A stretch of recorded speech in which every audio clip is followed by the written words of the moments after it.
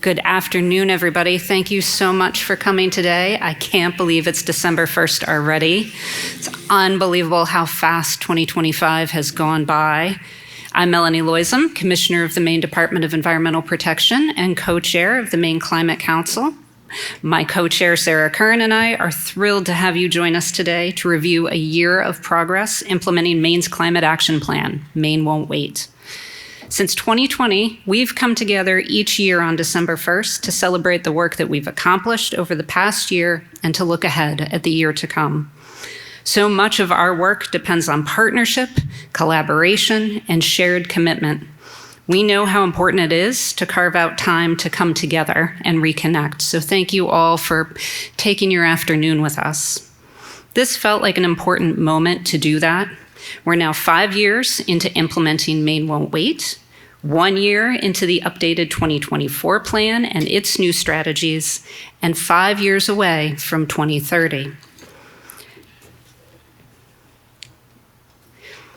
Today, we're here to celebrate the progress we've made so far. Addressing climate change is a marathon. It takes long-term commitment, perseverance, and steady effort to achieve the kind of change that we envisioned in our Climate Action Plan. I hope everybody grabbed a copy of the plan today. There were nice printed copies on the table on the way in. This report is a great tool for taking stock of where we are in implementing the strategies in our plan.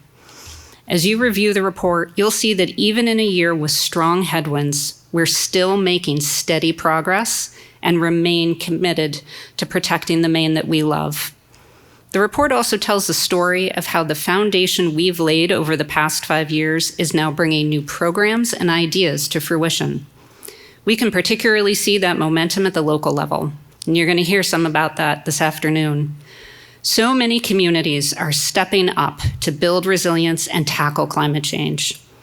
The process we've built for the Climate Council and the working groups works.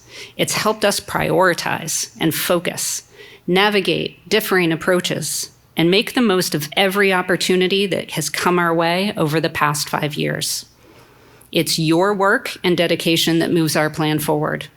It also takes a lot of work from the staff of the Governor's Office of Policy, Innovation, and the Future. Hillary Landfried, who's probably hiding out there somewhere, your Climate Council coordinator, put in a tremendous effort to pull together all the great information in this year's progress report, with a lot of really wonderful information supplied by everybody who contributed to that. She and the other staff who are here from GoPIF today worked hard to put today's event together, in addition to the ongoing support they provide to the council and our working groups. And so I wanted to let them know that Sarah and I are grateful for all of their efforts and all of yours to make today possible. With that, I'll turn it over to Sarah. Great. Thank you, Melanie. So I'm so happy to see so many of you here in person and virtually today.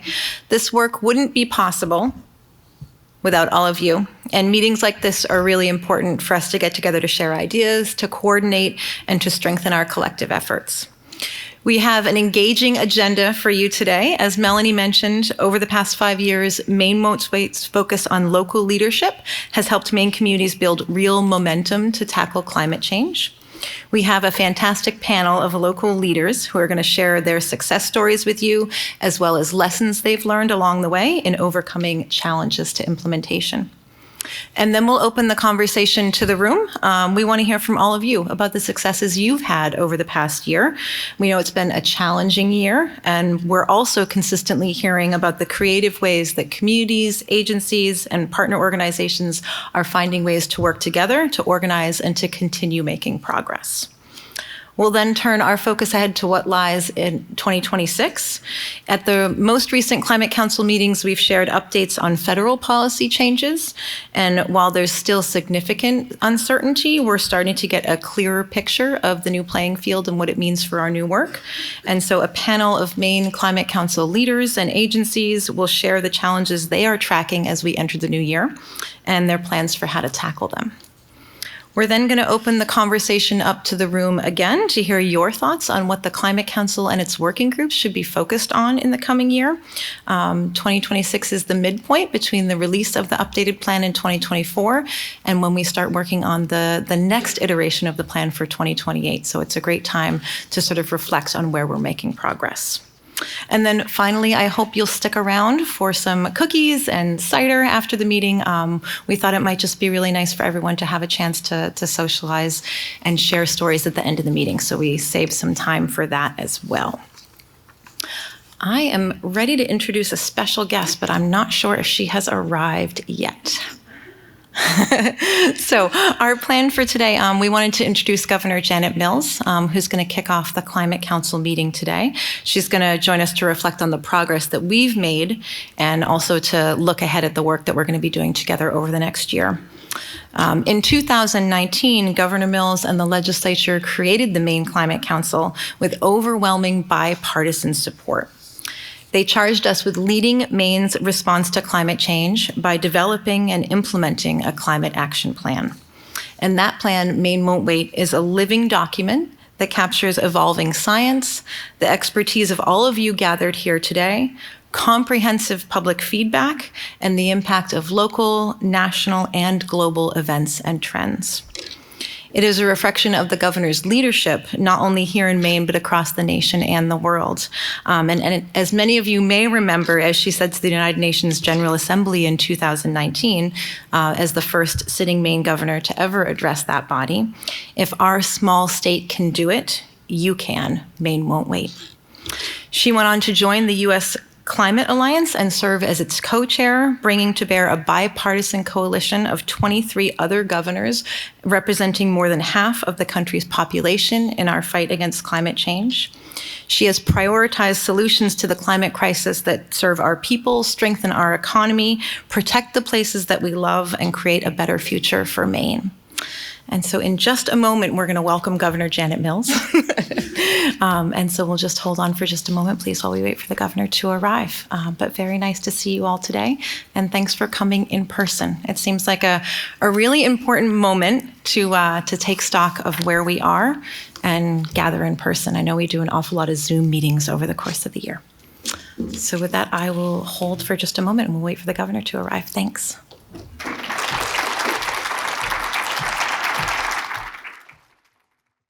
All right, and I'd like to introduce Governor Janet Mills.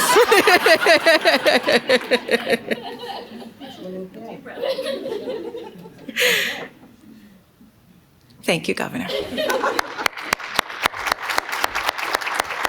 Thank you, Sarah. Thank you. I'm only 10 minutes late. Thank you, Sarah. Listen, it's a pleasure to see all of you here today. We don't hear enough about climate change and climate action, but we are still thinking about it, still doing things about it, still taking action. And I want to talk a little bit about that today, because I still say, Maine won't wait. No matter what happens in D.C., what happens in other countries, Maine won't wait. Our future can't wait. So, and you know the climate doesn't know if you're a red state or blue state, a green state or pink state. The planet doesn't know if you're a Republican, Democrat, Green Party, or Independent. This is action that requires all parties to work together. I'm reminded that almost a decade ago exactly, representatives from nearly 200 countries met in a conference center in Le Bourget, just outside of Paris.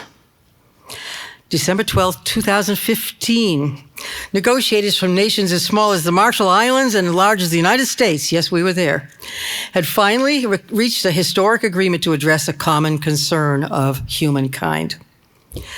By signing the Paris Agreement, the world's nations promised to lower their carbon emissions with a collective goal of holding down the rise in global temperatures. Not bringing the temperatures down, but reducing the rise of global temperatures, recognizing that for all their differences, people in both developed and developing countries faced the same danger. So what's happened since that agreement was signed? Let me think. Well, first of all, the last 10 years have been the warmest on record. And 2024 was the hottest year to date, with extreme heat killing pilgrims in Saudi Arabia, killing election workers in India, killing many elderly people in Japan. Powerful rainstorms destroyed crops in Brazil, flooded homes in Senegal, and downed electricity lines in Italy. Supercharged hurricanes and typhoons struck the United States and Vietnam, threatening the lives of millions of people. According to the United Nations, last year, more than 150 unprecedented climate disasters struck the world. The United States alone experienced 27 separate weather and climate disasters, causing at least $1 billion in damage and killing nearly 600 people. You remember the floods in Texas, swept away those little girls sleeping in their cabins. You remember Deroclas, those huge storms, 100 miles wide, that swept through Georgia, Pennsylvania, Tennessee, Kentucky, up into Pennsylvania. We've never seen anything like that. Well, last month, another set of climate, stop. Silent. Last month, another set of climate talks was held in Brazil, hosted by the United Nations. We're still a member, but without any participation from the United States government. The talks failed to produce an explicit plan to phase out the burning of dirty fossil fuels.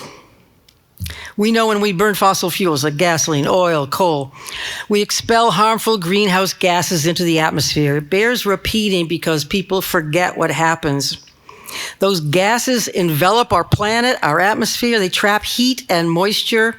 They melt ancient glaciers, raising sea levels and increasing global temperatures, which in turn causes these incredibly dangerous, severe, extremely severe weather events.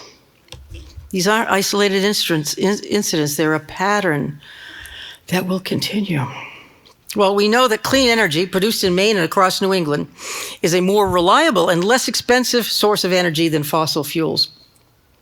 And yet, the current president and the Congress have repealed the tax credits that allowed those things to happen, encouraged them. They've canceled projects and permits. They've imposed new tariffs on materials that in turn make energy production more expensive and raise costs for Maine people. President Trump has also once again withdrawn the United States from the Paris Agreement. We're in, we're out, we're in, we're out.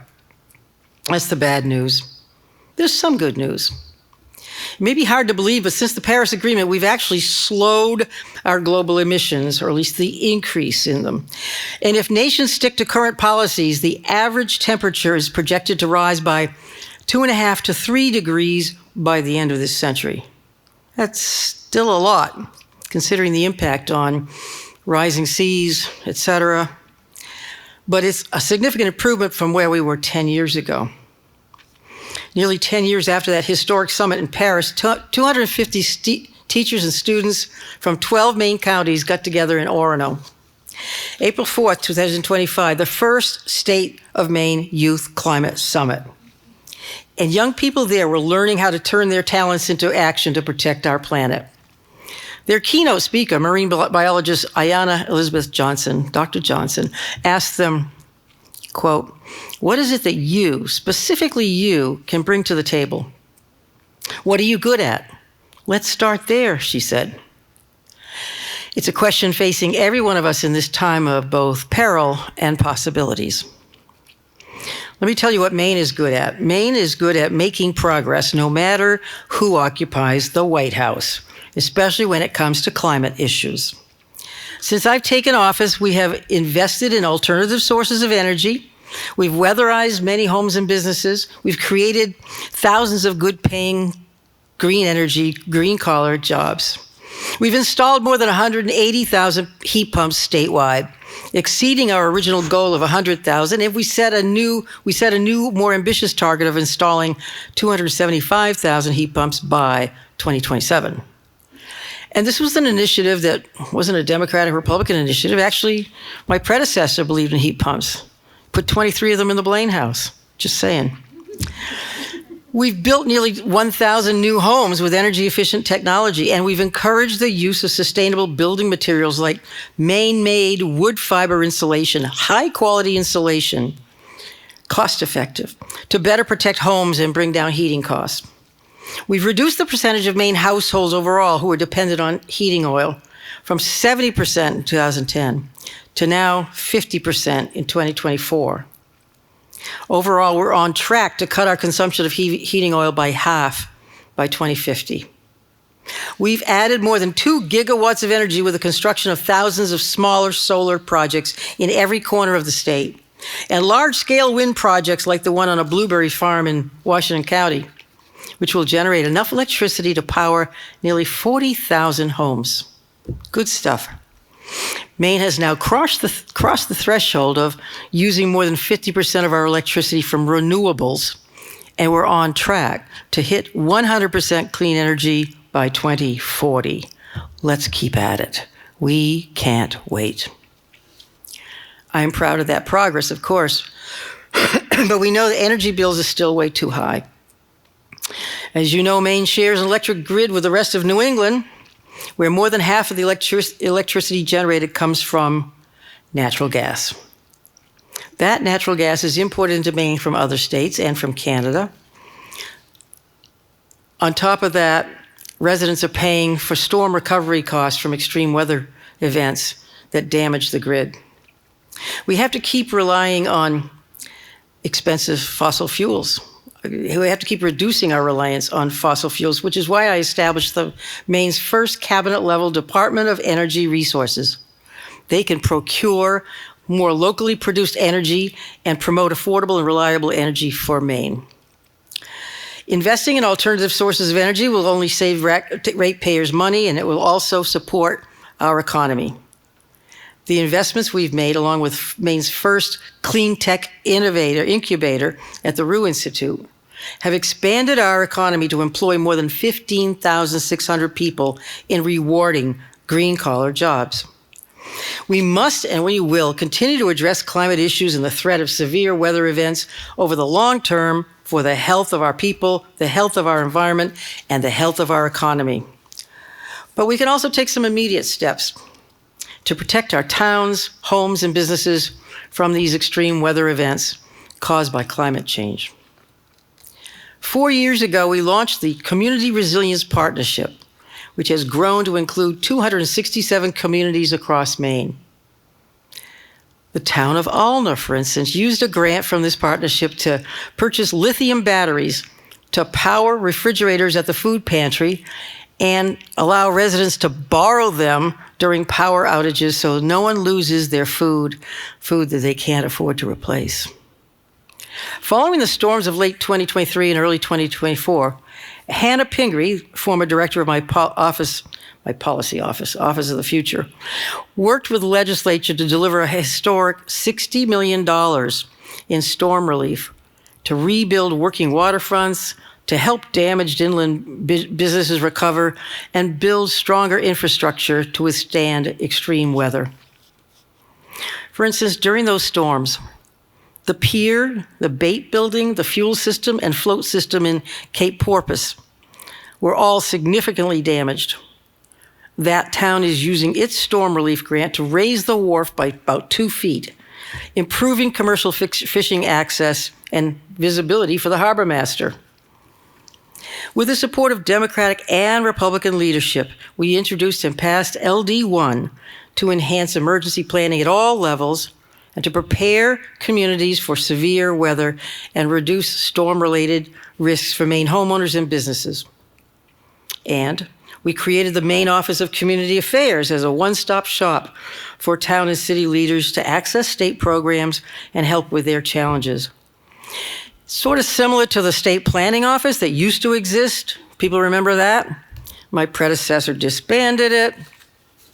But we've given this new organization upgraded responsibilities. And that office will be making a preliminary announcement later this week about how it will be connecting with communities across the state.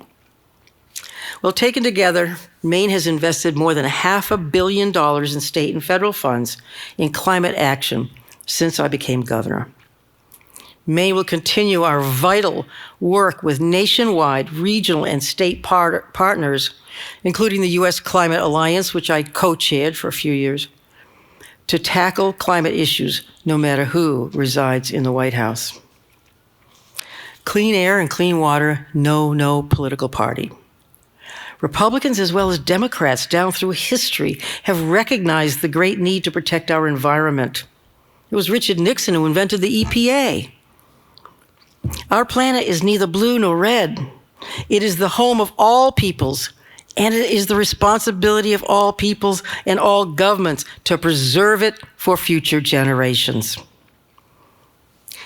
Guided by the goals of the Climate Action Plan, we will keep working to make efficient and cost-effective heat pumps, weatherization programs, all these things available for Maine people. And we will attract investments in emerging industries and create good-paying green-collar jobs. We will reduce our reliance on expensive fossil fuels and reduce the volatility of energy costs. And we will work to mobilize scientists, industry leaders, local and state officials, and young people from all over to act as one to address the effects of climate change. That's what Maine brings to the table. That's what we're good at. Dr. Johnson, speaking at the Youth Summit in April, then asked another question. What if we get it right? She said. What if we get it right? If we get it right, ours is a future with clean air and clean water, affordable and reliable energy, healthy, strong communities that can withstand any kind of weather, a future where we addressed a common concern of humankind in uncommon ways for an imperative common purpose. That future is still possible because of the Maine Climate Council and because of Maine people. Truly, Maine won't wait. And I want to thank every one of you for your hard work, perseverance, courage, especially co-chairs Melanie Loisum and Sarah Curran. I hope you have a very productive meeting this afternoon and a happy, healthy holiday season ahead. Thank you.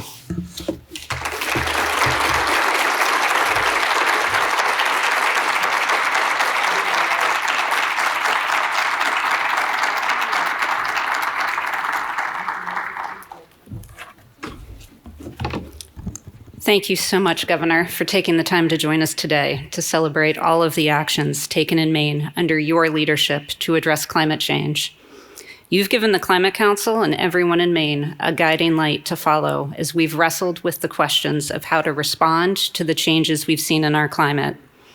Those changes affect all Maine citizens in a variety of ways, and you've been clear that the actions we must take deliver real benefits. So as we reflect on what's been accomplished and what lies ahead, thank you for committing your pragmatism and wisdom to that effort.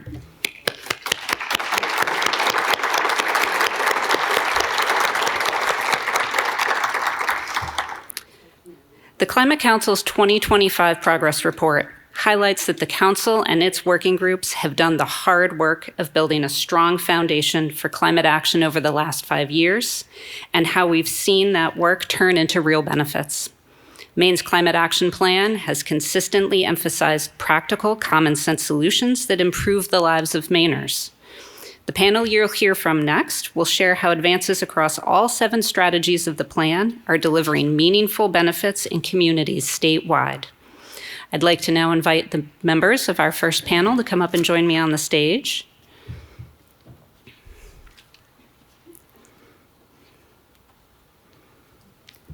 It appears as though we may have some show and tell for you.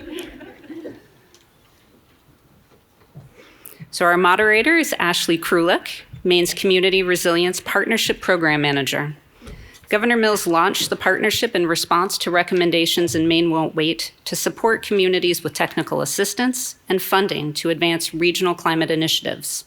Since 2021, the program has grown to include 300 communities and has awarded over $19 million in grants to Maine towns, cities, tribal governments, and regional organizations. Ashley brings deep experience working with our communities around Maine as they develop and implement projects that turn the strategies of Maine Won't Wait into tangible benefits. And I understand that a few of the initiatives you'll hear about were funded through the Community Resilience Partnership. Thank you, Ashley. Thanks so much, Melanie. It's my pleasure today to introduce a panel of community leaders who are on the front lines of climate action in Maine.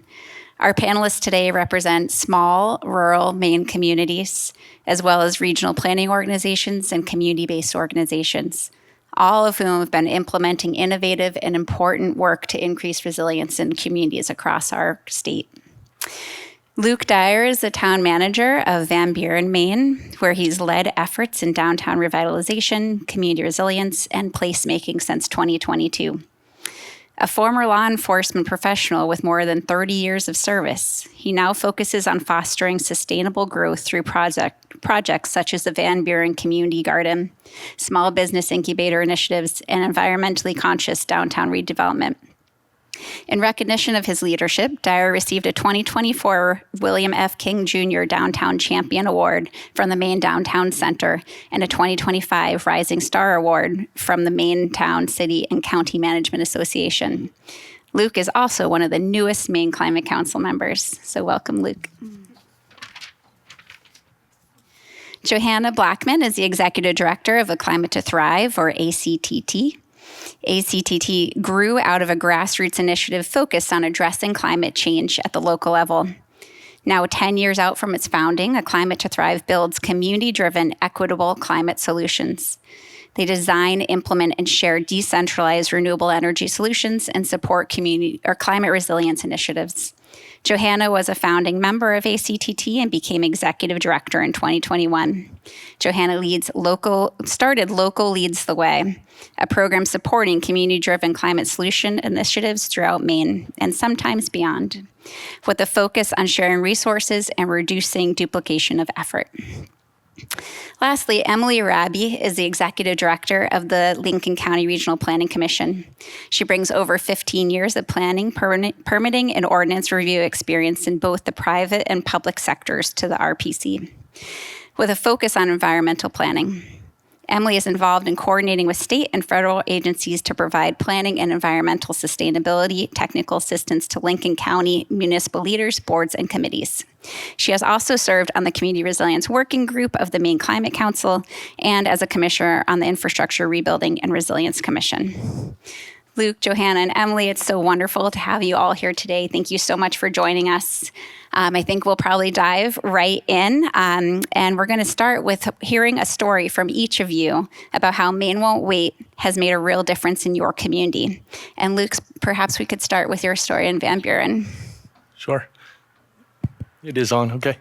So just rewinding back to 2008, in the St. John Valley, we had quite a few major floods up north caused by ice jamming in the St. John River and real heavy rainfall.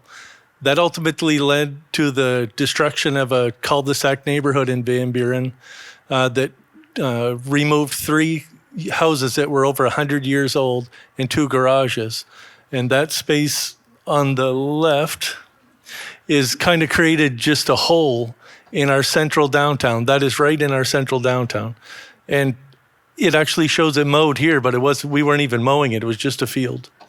So in a walk through our community with Maine Department of Transportation as we were looking at our Village Partnership Initiative project, one of the architects from Kimball Aceto said, "What do you plan to do with that, Luke?" And I said, "I have no idea. I don't know what to do with it. It's a hole.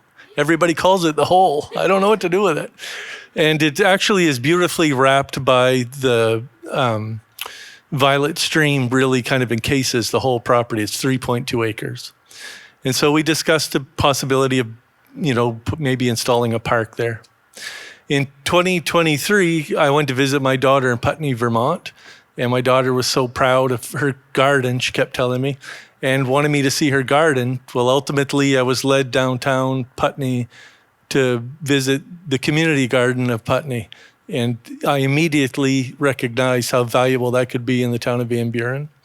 And I was seeing several aged people that were 70 plus years old coming over to my 32-year-old daughter then saying, Christine, how is your garden going? Have you planted this? Have you done that?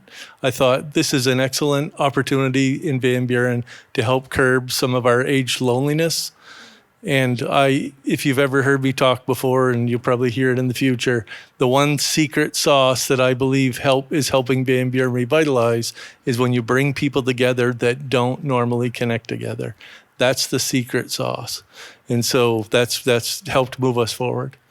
So we immediately applied for a community action grant. What I love about that is the word action, because you actually get the funding in time to create the action. It's so valuable. If any of you have applied for grants and realize you're not going to get the money for 3 years, it's hard to be actionable. So we purchased two 30 by 12 greenhouses. One of the greenhouses is to grow like early season growing and for late season growing. But the other greenhouse, as part of our Village Partnership Initiative, will be used to grow all the kind of canopy that we're going to place in downtown Van Buren. So the community is actually going to participate in the growing of the canopy, which I think is valuable. Additionally, we had the boxes engineered. The way that they are placed is very purposeful. They were placed in a very specific, the coordinates of them are very specific, so they capture any rainwater runoff, any stormwater runoff, because that was creating an issue. After the houses were gone, any of the stormwater was creating quite a lot of deterioration on the Violet Stream. We wanted to try to eradicate that. So each gardener's space, which is comprised of 2 boxes, ultimately gives them 64 square feet of garden. It costs $30 for the year, but all the seeds are included, all the soils included, everything is included to help with food sovereignty, help with a little bit of that. And then we also applied for a grant to add bees. We don't do anything small.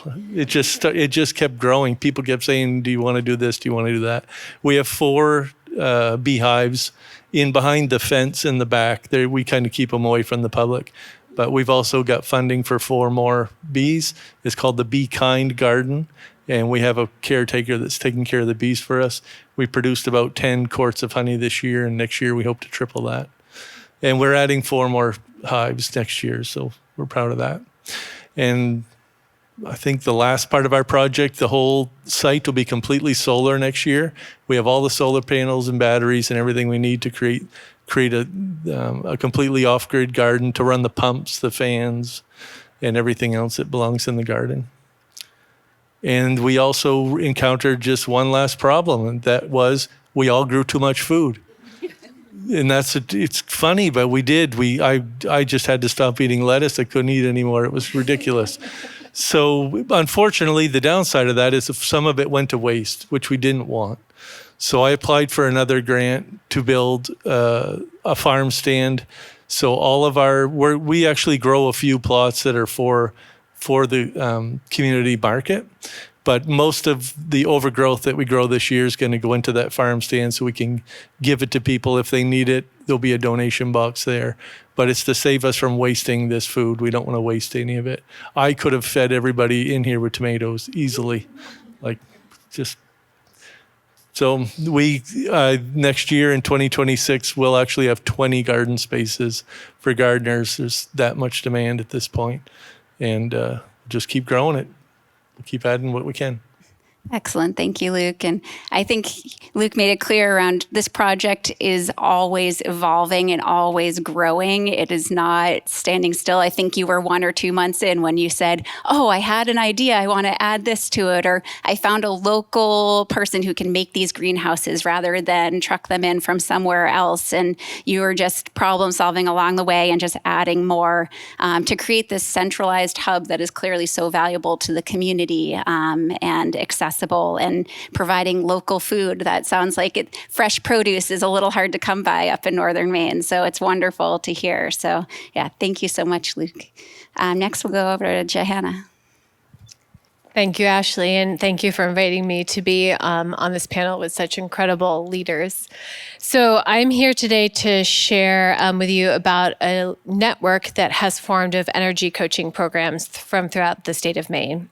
So in early 2022, A Climate to Thrive formed our Local Leads the Way program to provide a space that would provide support to community-driven climate solutions initiatives from throughout Maine, and as Ashley mentioned, ideally beyond, for those initiatives to be able to share resources, to collaborate, to engage in shared training, and to reduce duplication of effort. And in the 4 years since, we have met monthly to do all of those things. Earlier this year, we launched the Community-Driven Climate Action Toolkit online. And late last year, participants in Local Leads the Way requested the formation of an additional monthly call that would provide an opportunity for us to work together to dive deeply into projects that were common amongst Maine communities at this time. So we circulated a poll to see which project we wanted to start with for this deep dive, and energy coaching programs was the winner. And for many of you, I'm sure it's not surprising to hear that that was what won the poll. You're probably aware that there's been this really remarkable rise in interest in energy coaching programs from communities throughout Maine and beyond. So an energy coaching program, for those who are not familiar with the concept in general terms, is a program through which local community members are trained to support local homeowners through the process of energy retrofits that increase efficiency in the home, that electrify heating and cooling, and depending on the program, can even support homeowners in considering renewable energy generation and storage. These types of programs are really important because navigating that process, navigating rebates, navigating incentives, and contractors can be really overwhelming. So having that person-to-person support from a known community member can really go a long way. And there have been early pioneers in these types of programs in Maine through York Ready for Climate Action and the Brooklyn Climate Response Group, and then the interest has just spread and grown from there. So over the course of this year, a growing group of us has been meeting monthly to take that deep dive into what are the elements of a highly successful energy coaching program. So we've considered things like, how do you design and implement a program that really addresses local challenges and opportunities?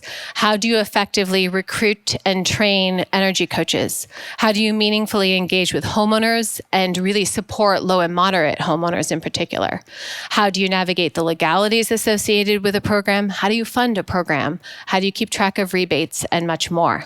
And what has really happened is that as the number of communities participating has grown, we've been able to engage in essentially this really powerful group think that is fueled by the different perspectives and experiences of all those participating to really round out very robust and nuanced knowledge of what these programs entail. And then for each of us to be able to take what we've learned back into our own communities to really accelerate and deepen the impact of our individual programs.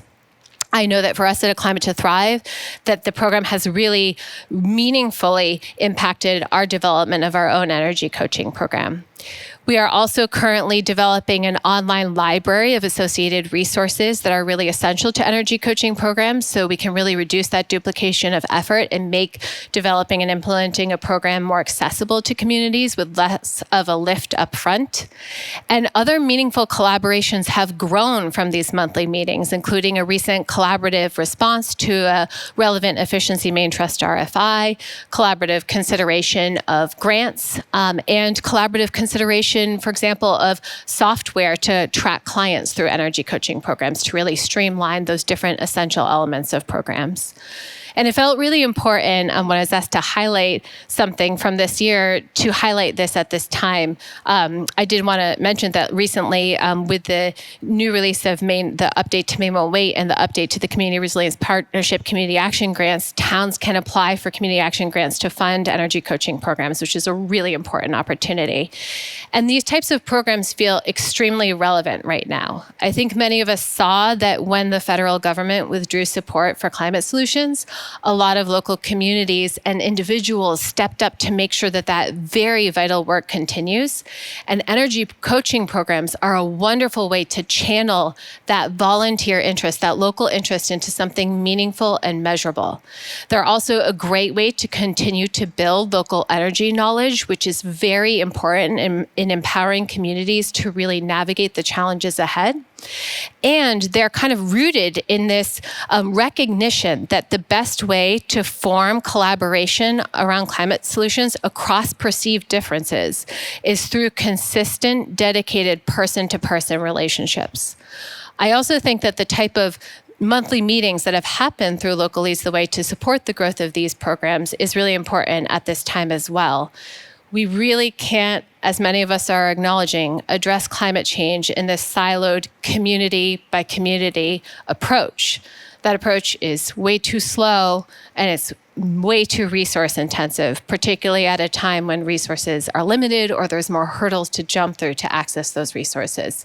So we really need to be thinking about how do we come together, still honor the very specific local nuances that are needed in effective projects, but really support each other in accelerating the ripple of effective projects from community to community to build out that momentum much more quickly.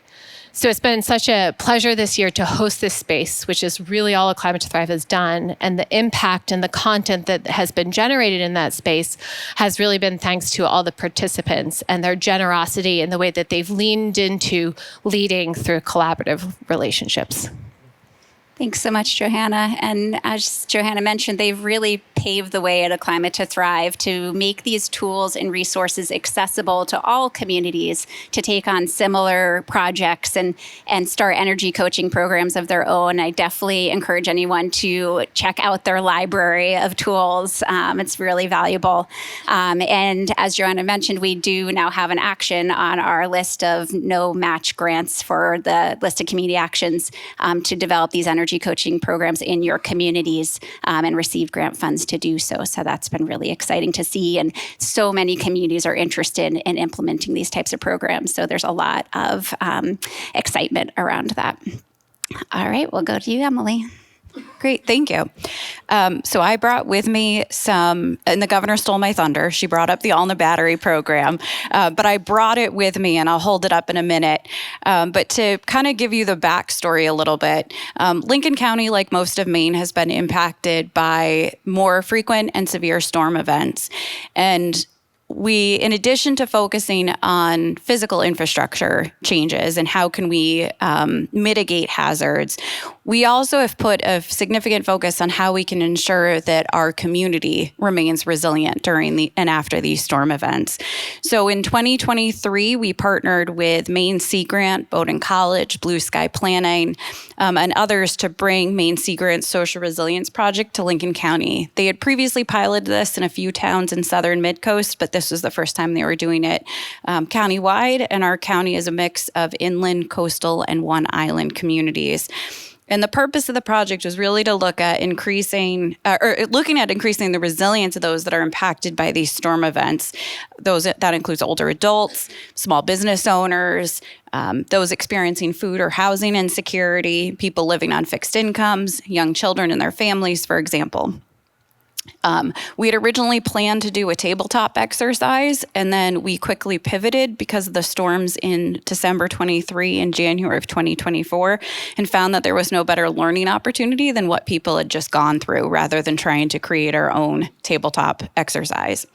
And so what we wanted to do was really learn from these lived experiences of our community members. So in the spring and summer of 2024, we conducted focus groups with sectors, including representatives from emergency services, social service organizations, conservation commissions, and conservation groups, businesses, as well as municipalities.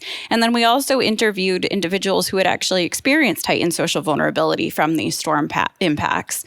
In November of last year, we also hosted a countywide community dinner called Neighbors Helping Neighbors. And it was an opportunity for us to hear from those that had, lived through these storm experiences and what had been impactful to them and what would be helpful in the future, as well as there was a resource fair. So those individuals could then go and meet with representatives from our emergency management department, Central Maine Power, our social service organizations like the Y, Healthy Lincoln County, to learn what services are offered through those entities. And then in December of last year, just about a year ago, we then convened and hosted what we called a community leaders workshop. And so we had 42 representatives attend on a day that it snowed and iced, but they still came out, which was great. And that included participation from youth representatives from some of our high schools. And at that leaders workshop, we shared the key takeaways from these interviews, the focus groups, the community dinner, and then worked together to identify priorities and action items that could be taken. And these outcomes that we heard from folks about what these areas of issue are probably no surprise to any of you. So they include power outages are a critical challenge. Food insecurity is exacerbated by storm events. We heard from one person who lost their entire fridge and only got $32 in SNAP rebate benefits, which, as everyone knows, you can't refill a fridge on $32. Communication gaps are limited, can limit the ability to prepare for and recover from these storms. There are community members facing challenges accessing support resources. These types of storms can impact physical and mental health and safety. Economic and educational disruptions have short and long-term impacts. Physical infrastructure damage requires long-term economic recovery. Isolation of community members increases their vulnerabilities, and community support networks and cross-sector collaborations are essential. So as part of that leaders event, we asked participants to identify strategies and actions that should be taken, and they included long and short-term goals, including expanding neighbor-to-neighbor support networks and local and neighborhood emergency planning.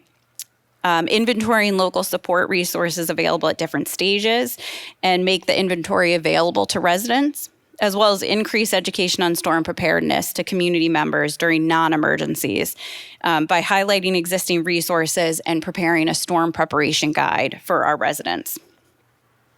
While we were working on this project, much like Maine won't wait, Lincoln County towns wouldn't wait for us to finish our project, and they started using community action grants to implement programs that are low cost but high impact for their community members.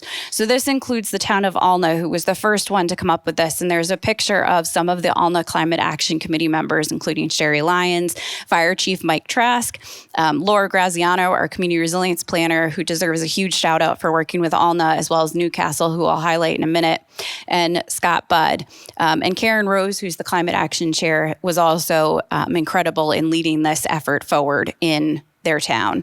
Alna had their community enrollment workshop as part of the CRP on January 13th, which, if you all remember, was kind of a rough day in Maine, a little stormy. And they had over 40 members of Alna come to the community center and talk about things. And community resilience was a big one, talking about how their community members can be prepared for storm events and how can they address especially those that are not able to get to the fire station that serves as a cooling and warming shelter. And so they came up with the battery lending program, as well as putting solar on the on the fire station to lower their municipal costs for electricity. Newcastle then last November followed Alna's lead and applied. They were originally going to apply to put solar panels on their fire station, which also houses a community room. But last November we had an election and there was a lot of talk of tariffs and prices going up. So the town voted to actually purchase the solar panels and pay for the installation themselves. And they quickly pivoted their community action grant application to include a battery backup, which powers the fire station and community room for 3 days without any power. And if it's sunny, it'll start to recharge again. But they can fit, I think their capacity is up to 50 people. So it serves as a big space for those heating and cooling after a storm event as a place to come warm up, charge your phone. And then they also were able to purchase 16 of these battery units for about $7,500. So like Kevin Sutherland, the Newcastle town manager, says, low investment, but really high impact. And they too created a battery lending program. So when they sent out their tax bills this year, they also sent a questionnaire that explained the program and said, if you're interested in being on the list to get a battery, send in your information. And they already have 13 people on the list to be called when there is a storm coming to come pick up these batteries. So I'm going to put my microphone down and do a Vanna White show of what these look like. They can charge your refrigerator for about 12 hours. You can put your cell phone on top, charge other appliances. And so it's a way that for those that can't get to the community center to recover, they have a way to charge hopefully keep their food in their fridge, stay warm in their home, and the like. So let me just put my mic down. So this is what it looks like. It's about 25 pounds. It's like carrying a couple of jugs of water. And I'll just give a quick thank you to Kevin from Newcastle, who when I was telling him about this panel, just very excitedly said, "Do you want to bring one?" So I didn't have a choice, but it is fun to show it off and get the word out that this is a project that through community action grants, and it doesn't even have to be the full grant application. You can pair it with other projects that you're doing, but invest in this and then come up with a way to get these out to your community members. Thank you. Thanks so much, Emily. And what really made this project stand out for us was that it wasn't just buying 16 batteries. They did all of this planning and upfront, saying who are our most vulnerable community members? How are we going to reach them? How will we have them identify that they need something like this and put that survey into place? And then they developed this whole process with their fire department to be able to lend these batteries, have the fire department deliver them to the most vulnerable community members when they're needed, and just had a really great extensive plan in place to actually implement this system and not just have them sit on a shelf in the fire station. So that was really exciting to see. So these were really wonderful success stories and really exciting. But now we're going to shift a little to hear more about the challenges behind the success stories. So those experiences will definitely offer us some insight into the lessons that you all have learned along the way. So the CRP program has a lot of work that goes into planning and implementing projects, and we fund a lot of that work. It's a big undertaking to take an idea from concept to reality and having the capacity in place to be able to do that. And it's rare not to encounter obstacles. So could you share a challenge you faced during implementation and how you overcame it to make that project more successful? And I think we'll start with Johanna this time around. Thanks, Ashley. Well, I'm going to just try to quickly share two challenges, one that is current and going to get worse, I think. And I don't necessarily have a full solution to either. So the first is that we hear from a lot of the communities that have either implemented or are developing energy coaching programs that even with the Efficiency Maine Trust rebates, which are still there, and so we really need to be spreading the word that they're still there, there are homes that need support for the little bit of gap funding that they would need to take these energy retrofit measures. And there isn't currently an easy solution to that problem. The nice thing is that through these monthly meetings, we've been able to really tap into, again, that like group think and think about how could there be local funds? What might that look like? It's not been successfully addressed yet, but it's a really significant and important challenge to address, because if you send an energy coach into a home, really build trust, get them excited, and then they can't fund the project, that's a relationship potentially damaged. The second really important challenge that we are talking a lot about and have on our radar is, of course, rising energy costs, which can really change the equation around heat pumps eventually. And so we talk a lot in the monthly meetings about the importance of things like plug-in solar or other distributed renewable energy resources that can be owned by community as a way both to build equity in communities, to address rising energy costs, and as a way to really strengthen our distribution grid with a clean distribution grid that helps us not have to put all of our funding into really expensive transmission infrastructure. And the monthly meetings are a great way to kind of spread knowledge of the intersection between something like energy coaching, rising energy costs, and a pathway to transition to clean energy that can be more affordable and really community driven and community owned. We all have to work together to realize that. So it's not solved yet, but a really important challenge on the radar. Awesome. Thank you, Johanna. And yes, creating those pathways to help people take one step and then the next one, and then it feels more approachable and attainable, and communities realize they can get that done. So that's wonderful. Luke, you want to go next? So the first challenge was describing to our community why they needed a community garden. And when you're announcing that you got $45,000 to build a community garden, and you have so many other things to fix in your community, people, the keyboard warriors who have time to paste their opinion onto Facebook, made it a bit of a challenge. But I think that, the real solution to that is, for me, is always going to be just transparency and education. That we're very open about what we're doing. We're sharing why. We're giving all the answers of how valuable this project is. And the electrician that came down to pre-wire everything was kind of mid-growing season. Everything had all grown. People's gardens were full. And he was one of our big naysayers. And I went down to go check and see how the work was going. And he looked at me and said, "All right, this is really pretty cool, Luke. So this is really a good idea. I've been watching people coming in and out of the garden all day long, and I get it. I understand. I see." So I think that really just education, bringing people to the garden, having people walk through the garden, creating events at the garden, really has been valuable. And now all through the winter, we have a monthly, sometimes bi-monthly education pieces on how to grow garlic, how to can food, all things that are available and will be streaming online through Zoom, so anybody in the world can participate. And then I guess the last challenge is just try how to get it out, how to put it out, and the best way to communicate that we actually are making this available.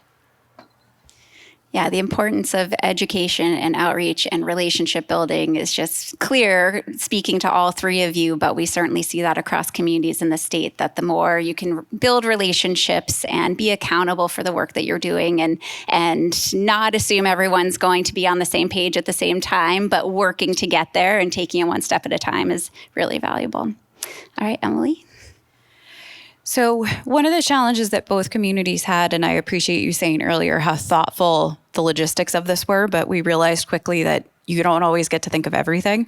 One of the small things that we overlooked was actually how to shelve these. So both towns submitted modification requests to the CRP to buy shelving. So if you're interested in putting this project in one of your communities, keep that in mind. The other piece was Alna's fire department was much more receptive to being the ones to distribute this compared to Newcastle. Newcastle's fire department was a little more hesitant.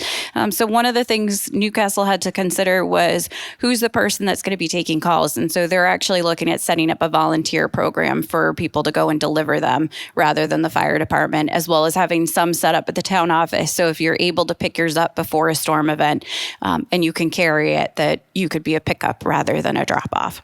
The other piece that as this went along, we didn't fully think through was just the increased insurance costs and some discussions around liability.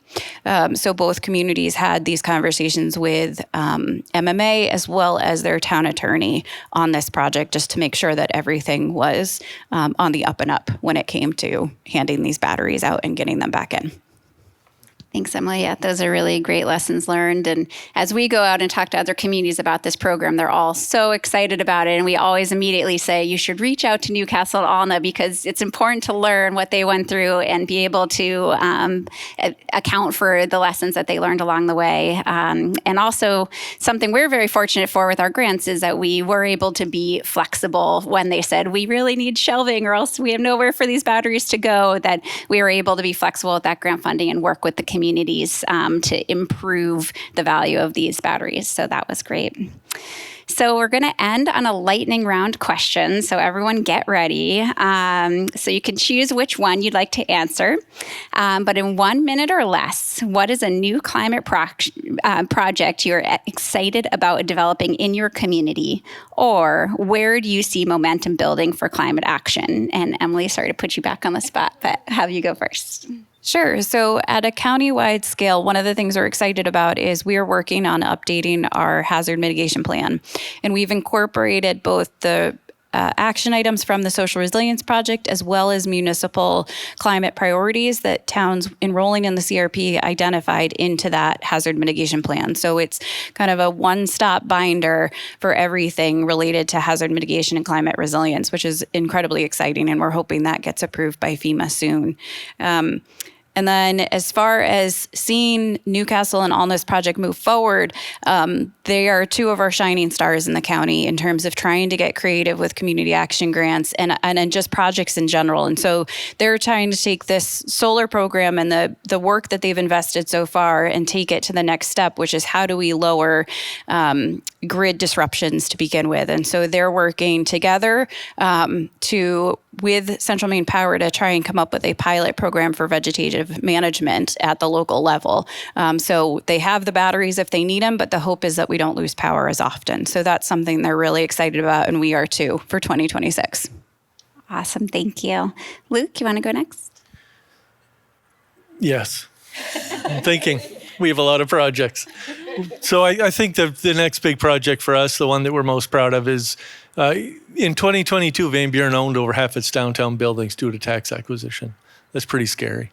And redeveloping those properties for a small business proved a challenge, because if you don't have $300,000 to renovate a building for a business, you don't have money to start a small business. So we are renovating our former municipal building, which was a historic movie theater built in 1940, into a community connectivity hub and small business incubator that will have 10 incubator spaces for small business at a very low cost for rental space for the kiosks. All the design work was done by Drexel University students that are part of their Westfall College of Media Arts and Design. And there's a lot of really great art in there as part of the design, and a living wall as part of a resiliency piece to this. And we're trying to create business in Van Buren, and we got to make it easy for our people to make that happen. That's great. Johanna, you want to bring us home? Sure. Well, there's lots of projects that I'm excited about. I'm going to talk about where I see momentum building, because as I alluded to earlier, the projects are really important, but boy, oh boy, do we need momentum right now. And I'm really excited because I see this growing recognition in communities that relationship and sharing and collaboration between communities and across different communities is absolutely essential at the moment to really increase that momentum. And I see communities kind of doing that Dr. Johnson reflection of like, what is our unique thing that we have to share? What is that story? Which we really heard when we were creating the community-driven climate action toolkit and interviewing communities from throughout the state about their successes to share that out. So that feels really important to me. And then seeing communities get really good, as both Emily and Luke just so beautifully demonstrated, at articulating not only do we need to address climate change, but doing so can be a huge opportunity to really build better communities. And so working together to build momentum and then really getting good at articulating that and demonstrating that message is where I see momentum building. Excellent. So empowerment and building community connections. I think that's a great note to wrap up our panel on. There's so much local leadership on climate action, and the work you've all done, along with the plans you're developing, truly highlights your commitment and vision happening across Maine. Thank you all so much for joining us today.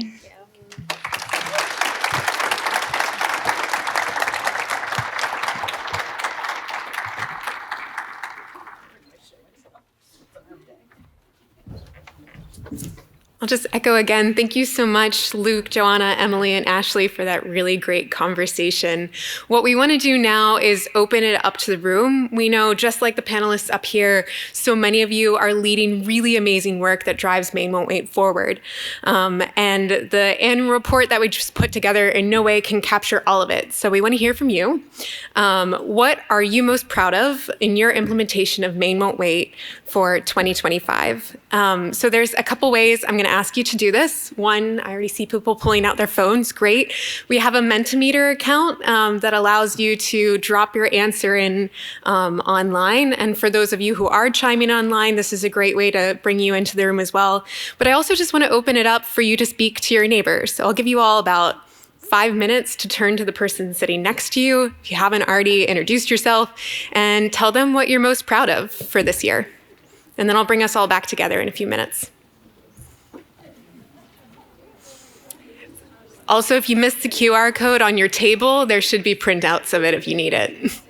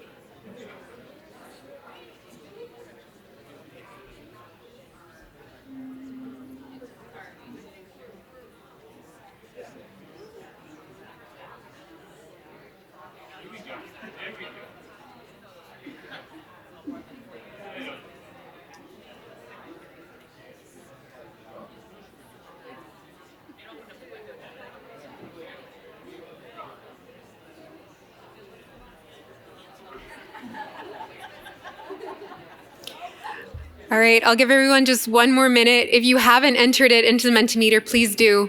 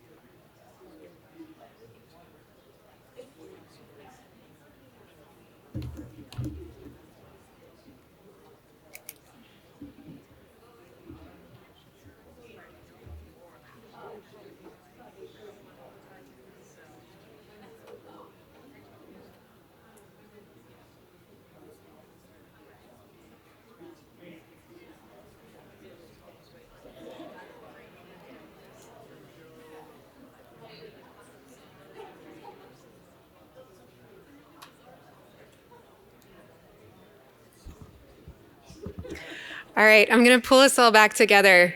I know I could leave that conversation going on for quite a while, and I'm sorry to cut it short. I want to echo a couple of the themes that I'm seeing on the Mentimeter that I think kind of build on what we heard in the panel. So there was a lot about new projects. I even saw something about a new company being built.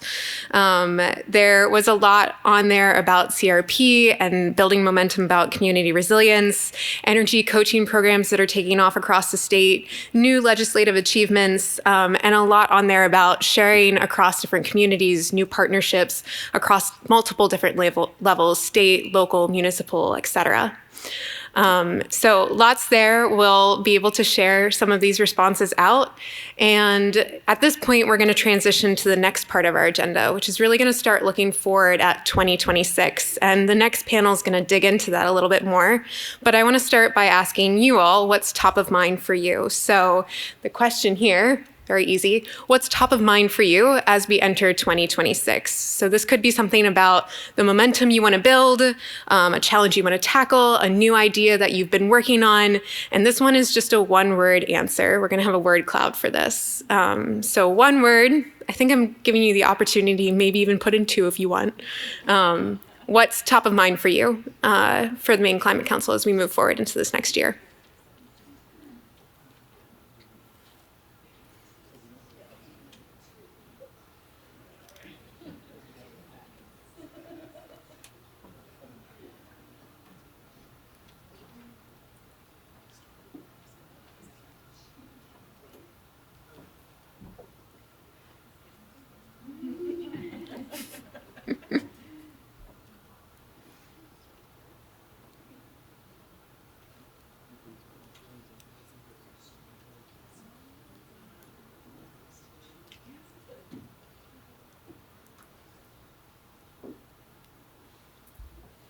I'm going to give it a little more time because I see there's only 44 people who've responded thus far.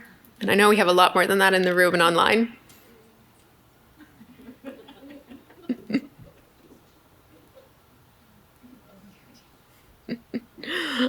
All right, so I know you can all see the word cloud, and we're seeing things like funding, not surprisingly, with what's been going on with the federal government. Momentum, affordability, also really important with a lot of the changes that we've been seeing. Hope, community, resilience, all these things moving us forward into 2026. And so I hope what the panel can start to do is address these as we move into 2026, but this will be an ongoing conversation. And with that, I want to turn it over to the next panel.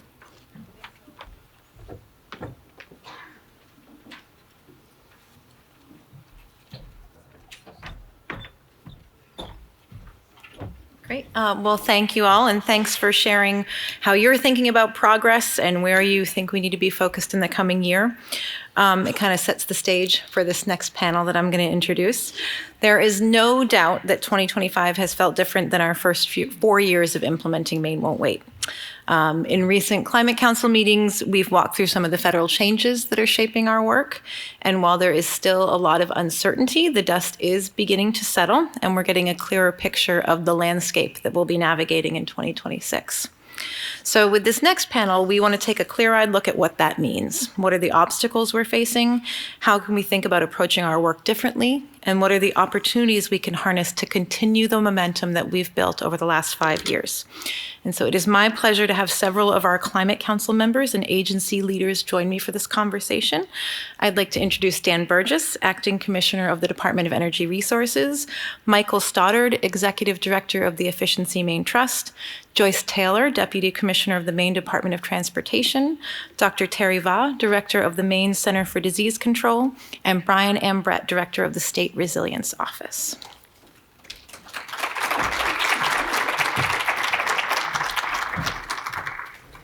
Hey. Oops. Can you hear me okay? Great. Welcome. Thanks, everyone. So I think we'll start with the federal landscape. I'm going to open with Dan, Michael, and Joyce. This year brought major policy changes and broader trends that directly affect our climate work. From your perspective, what federal changes or emerging trends will influence our work, and how are you planning to approach these changes to keep moving forward in 2026? Dan, you want to go first? Yeah, sure. Thanks. Great to see everybody. I'm Dan Burgess from the Department of Energy Resources, and I didn't know this question was coming, but I did have the slide up in advance. So, I want to start by maybe reiterating a little bit about what we've talked about today and what the governor said. For decades, policymakers in Maine from both sides of the aisle have been grappling with, I think, some of the more foundational issues of Maine's energy landscape and energy future. Since the 1970s, Maine, that's when energy offices were created, kind of during the oil crises of the 70s. And that's when the first energy office was created. It's when energy departments were created across the country. And that's when Maine created our Maine Office of Energy Resources. And I want to just read one thing that was in the first energy plan from 1976. She warned that because Maine was especially susceptible to long-term supply and price variations brought on by international matters, the state needs a long-term, consistent energy strategy. And at that time, more than 75% of Maine's overall energy came from oil, imported oil. So 1976, close to 80% of all of our energy was coming from imported oil. And so what the governor put forward in this legislature in this last session was to create or move the governor's energy office to the Maine Department of Energy Resources. That had been tried in previous, by folks on both sides of the aisle in previous legislative sessions, but the governor put that forward, and the legislature, really led in getting that done. Representative Runte from the committee here, I want to recognize him for his leadership. And so as we have transitioned to this new Department of Energy Resources, or DOER, we have 4 different divisions I just want to make sure this group was aware of. The first is planning and policy. So this office or this division is going to be focused on state and regional planning and policy. So that is the creation of the state's energy plan, which will be starting in the next few months. We were also given new expanded authority to conduct regular clean energy procurements. That's something that this group is well aware of, but has been a real policy priority to bring on more local, regional clean energy resources that kind of make us less susceptible to price variations. We're going to be looking at grid infrastructure programming, and then also our work before the Public Utilities Commission and regulatory matters. That's the policy and planning group. We have another team that's focused on supply and security. So we have a state energy security plan. We are also looking at kind of different fuels and technologies in that group. The third is an energy efficiency group, which works with partners on this stage and their organizations focused on buildings and transportation and those matters. And then finally, one focused on economy and innovation. That's doing our workforce programming, our innovation programming that the governor mentioned, but also coordinating with partners at DECD and others on economic development opportunities. So the question was about what are we doing in the face of federal headwinds, or how is that changing our work? As the federal government is changing priorities, we are working to stand up an energy department, which can, regardless of what is happening in DC, or really kind of even matters that are changes in Augusta, will have energy expertise at the executive level, which will help us respond to, kind of changing market trends and help us meeting our statutory goals. And so I do want to point to the energy planning and the procurement as a particular line of work that we'll be doing in the coming year.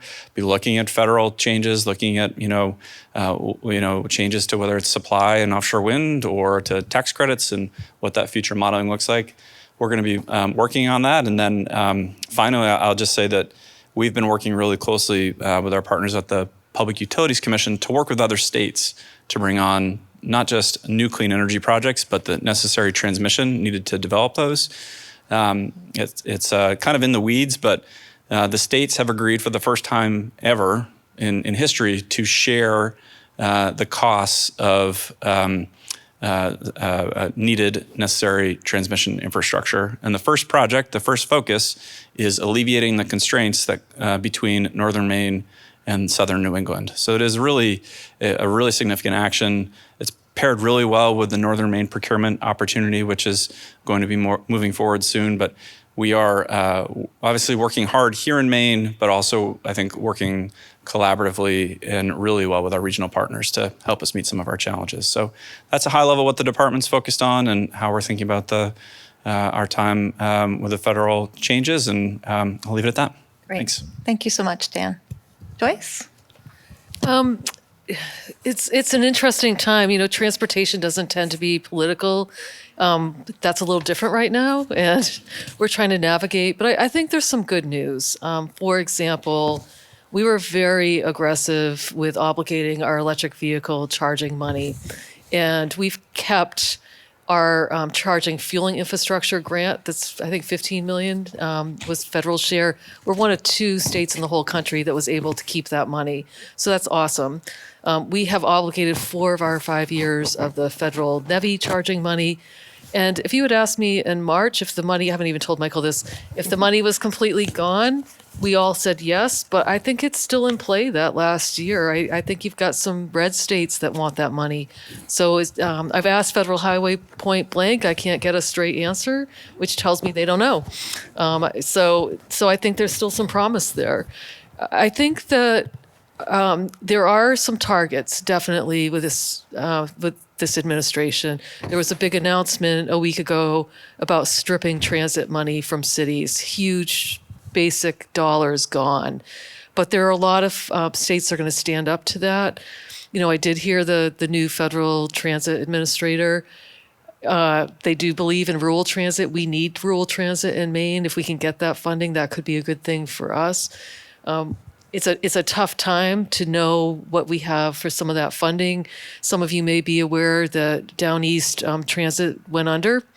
And I can tell you my staff and the Mid-Coast CAP spent hundreds of hours trying to salvage the services for people, and we were able to do it, and appreciate the CAP agency was unbelievable with the work they did. But that is major, major impact to people, and we were able to salvage it. So frankly, some of the stuff we're doing is just trying to, you know, protect our little pot and make sure that we don't lose it. We have lost 1 grant in the Portland area that was taken. But it's still a good project. And you know what? There's more work we need to do on it, and it'll live for another day. So we're kind of looking at it like that. We have a lot of resilience projects we are designing. We're looking at the Deer Isle Causeway, which is really significant, right? It's an island. They cannot leave the island safely during more and more storm events. It's a good project. This administration in highway talks a lot about safety. So some of what we're doing is words matter. So you switch things from bike pedestrian access to safety, and you change words, and it might, you know, some of that stuff is still good, right? Regardless of administration, and it's how you sell it. I think that, you know, we are still standing up the new Lewiston Auburn Transit. The October numbers were the highest yet. We've put some money into advertising it. We're trying to get the market going. Apparently, if you go to Bates and you want to go out to Portland, it's a great service. So we've been told. We have a lot of college kids riding it, but it's working. And so we're trying things. We're going to keep trying pilots. I think rather than focusing on these huge pots of money, some of what we're doing is pilot work and trying to change behavior and see what people will do. We also continue to focus on resilience. You've heard a lot about the community resilience program. We have been putting out the money that the governor talked about. We've had 3 rounds of the Maine Infrastructure Adaptation Fund. We have another round coming next year that's NOAA funded.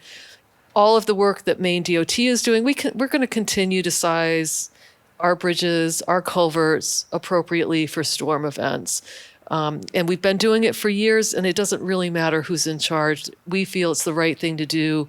And for better or worse, we did make it through those really big storms in 23 and 24 with very little impact to the transportation. There was big impact for a couple days, but then we were able to get some of the approaches and some of the bridges back in order. So we continue to focus on that, helping communities understand why it is worth the investment to get a bigger culvert.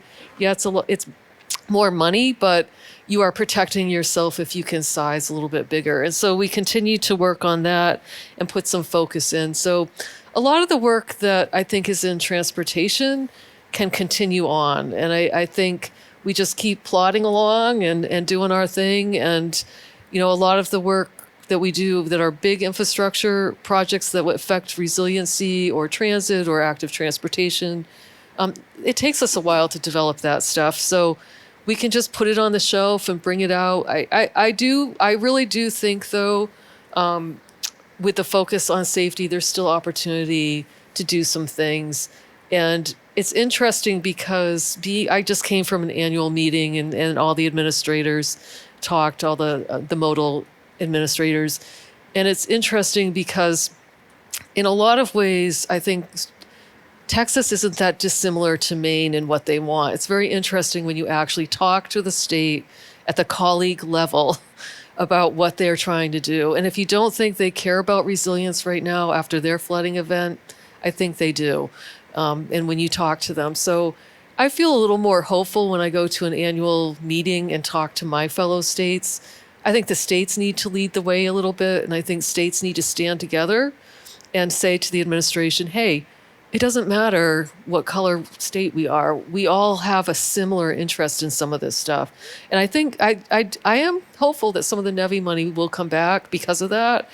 And I think states like Georgia and Texas are having a huge voice. But I consider those colleagues some of my better friends at these meetings. And I know that we share similar things. So I'm more hopeful than I was maybe at the beginning of the year when we were like in chaos with our funding and not knowing what the heck was coming and going and what was happening. But I'm a little more positive right now, to be honest. Thanks, Joyce. Michael? Good afternoon. The programs at Efficiency Maine are trying to accomplish multiple objectives, but one of the overarching objectives is what we call market transformation. We're trying to sprinkle some education and training and financial incentives into the marketplace so that consumers find it easier to access the next generation of some kind of technology. A lot of what we're focused on in Maine is helping consumers get off of the very expensive imported fuels that you heard the governor reference in her remarks, and you also hear Dan talk a lot about. Those fuels are expensive, and there are alternatives. So we're trying to run these programs to help people make that shift to these alternatives, and the financial incentives is the biggest piece of that. So whether they're moving to an electric vehicle or they're moving to a heat pump or heat pump water heater or pellets or modern wood heat or whatever the alternative is, and obviously weatherization is another important piece of that equation. Those are the programs that we're running. We are really fortunate that we live in a state where policymakers have recognized for many, many years that that is in our economic best interest to run those programs. So we had policies in place to fund these programs, and we had entities in place to administer these programs. So when the federal money showed up in the last few years, we were ready to roll. And that's part of what Joyce was referencing, where we already had plans in place for how to spend funds, whether it was on the kinds of heating system programs I'm talking about or the EV chargers. We already had a plan written out, and we already had some experience running those kinds of programs. So Maine consumers were kind of ready for it. That federal money just enabled us to go bigger. We've been pretty fortunate in the last 12 months that most of the programs we run have maintained their funding intact that was going to come from the federal funds. So the EV charger money is still there for us. Some of the grant money that we've had for heat pumps is still there, and for weatherization is still there. So we're doing okay. Maine has lost a couple of grants, and that has been pretty unfortunate. But from where we sit, we've been able to maintain what we were planning. And to be honest, even if those federal funds were to go away, because we have this long tradition in Maine of funding these kinds of programs, we would be okay. And so that's why I was appreciative that the prior panel wanted to send the message out to be very clear. These programs are still here. They're, excuse me. The federal incentives take a couple of forms. One is the grants I was just referring to. So when those grants, if they come to us, we turn around and make those funds available in the form of a rebate on the purchase of a piece of equipment. But the other form is tax credits. And those have been negatively impacted by recent changes at the federal level. So there had been federal tax credits for the purchase of an electric vehicle, for the purchase of electrification heating equipment, for weatherization, and some of those have gone away. It's particularly notable in the commercial sector. There were some very important tax credits for investments in bigger equipment, including batteries, and the loss of that tax credit is pretty unfortunate, and that is going to slow some next generation things that were pretty exciting. I don't think those opportunities are going away long term. I just think that they're going to be delayed. So anyway, from my perspective, Sarah, we've been pretty fortunate for the kinds of market transformation programs we're running at Efficiency Maine, that Maine already had policies in place that fund them and sustain them and will continue to sustain them well after the current administration or the next administration or the next administration at the federal level. And secondly, the federal tax credits that were impacting the kinds of product people buy, I don't think they were a huge factor. They were nice to have, but I think we'll be able to keep making progress without them. Thanks, Michael. So I hear you saying we're making steady progress and we've laid the groundwork and it's coming to fruition. So that's exciting. Brian, I want to turn to some of the resilience conversations that Joyce brought up in her remarks. Since 2023 and 2024, we've made significant investments in resilience. The Community Resilience Partnership Program has given out more than $19 million to communities and service providers supporting those communities to take local climate action.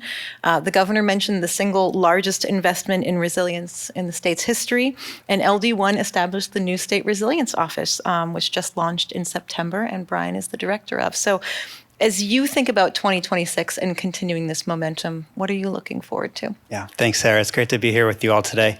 We've talked about momentum a couple of times this afternoon, and I think there's good reason for that momentum. And if you think back 22 months ago, the amount of urgency that everyone in this room, on this panel, felt as we were just coming off of those three major back-to-back-to-back storms, that urgency is sort of why we have this momentum today. And so just to kind of recap the numbers that you've heard a couple of times today, $60 million made available by the governor and the legislature for storm response after those events, $39 million for proactive resilience through LD1, $69 million in federal funding through the NOAA Climate Regional Resilience Challenge Grant.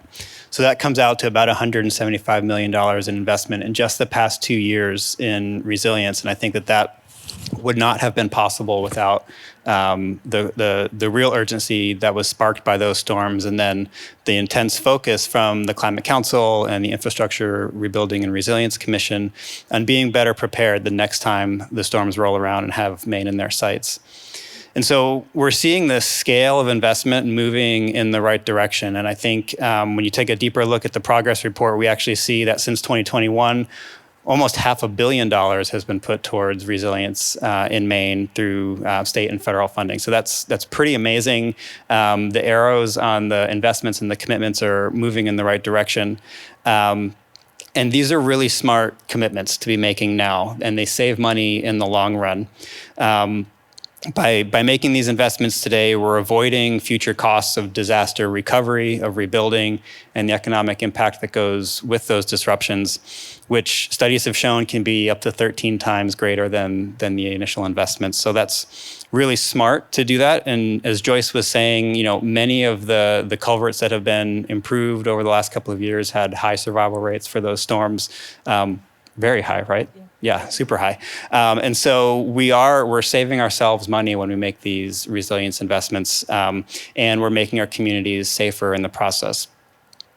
So maintaining this momentum will take continued attention. And I think that given the uncertainties that have been mentioned today, the way that we're thinking about this at the State Resilience Office is focusing on three things.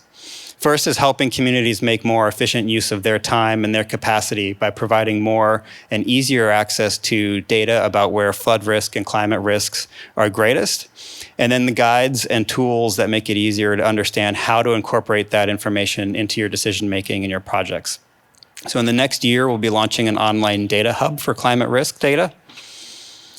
We'll be investing in modern flood maps for parts of the state that still rely on old, outdated paper maps, and starting to work on a climate-informed inland flood risk model that will give inland communities insights about their future flood risk. DOT is working on a coastal flood risk model right now that we're eagerly anticipating the results of. That should be coming out soon. So it'd be nice to be able to have a similar tool on the inland side of the equation. And then we're working to develop guides, blueprints, and case studies for how community successes like the ones you heard about on the previous panel, how we can make those successes more and more available to communities around the states. So not everybody's having to invent the wheel. We can learn from one another and pass those learnings along. Second, we're building capacity to assist towns through the Regional Coordinator Collaborative that was made possible through the NOAA grant. We're partnering with the regional councils to help keep local momentum going for resilience and for growing the ability to do energy efficiency projects locally. We have an open RFP right now to add tribal coordinators to this collaborative network, help tribes build on their successes.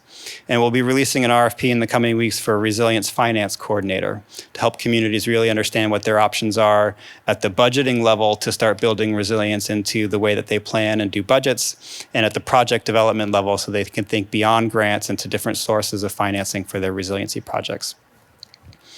And then over the next year, through funding made available by LD1, we'll be collaborating again with the regional councils to build new capacity for floodplain management, having regional floodplain managers at each of the 10 regional councils that will help communities really put some emphasis on looking closely at their floodplains, understanding what's at risk, and understanding how to mitigate those risks.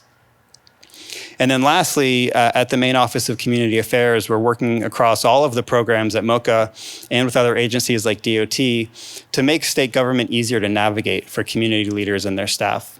So later this week, you heard the governor allude to this, MOCA will be having an announcement. We'll be officially opening our doors, turning on the phone lines so that folks can call in, get a human being to talk to that will help them find the answers to the questions that they have. We'll be launching a funding finder to help communities and others find the funding programs that are available out there for their resiliency and energy projects.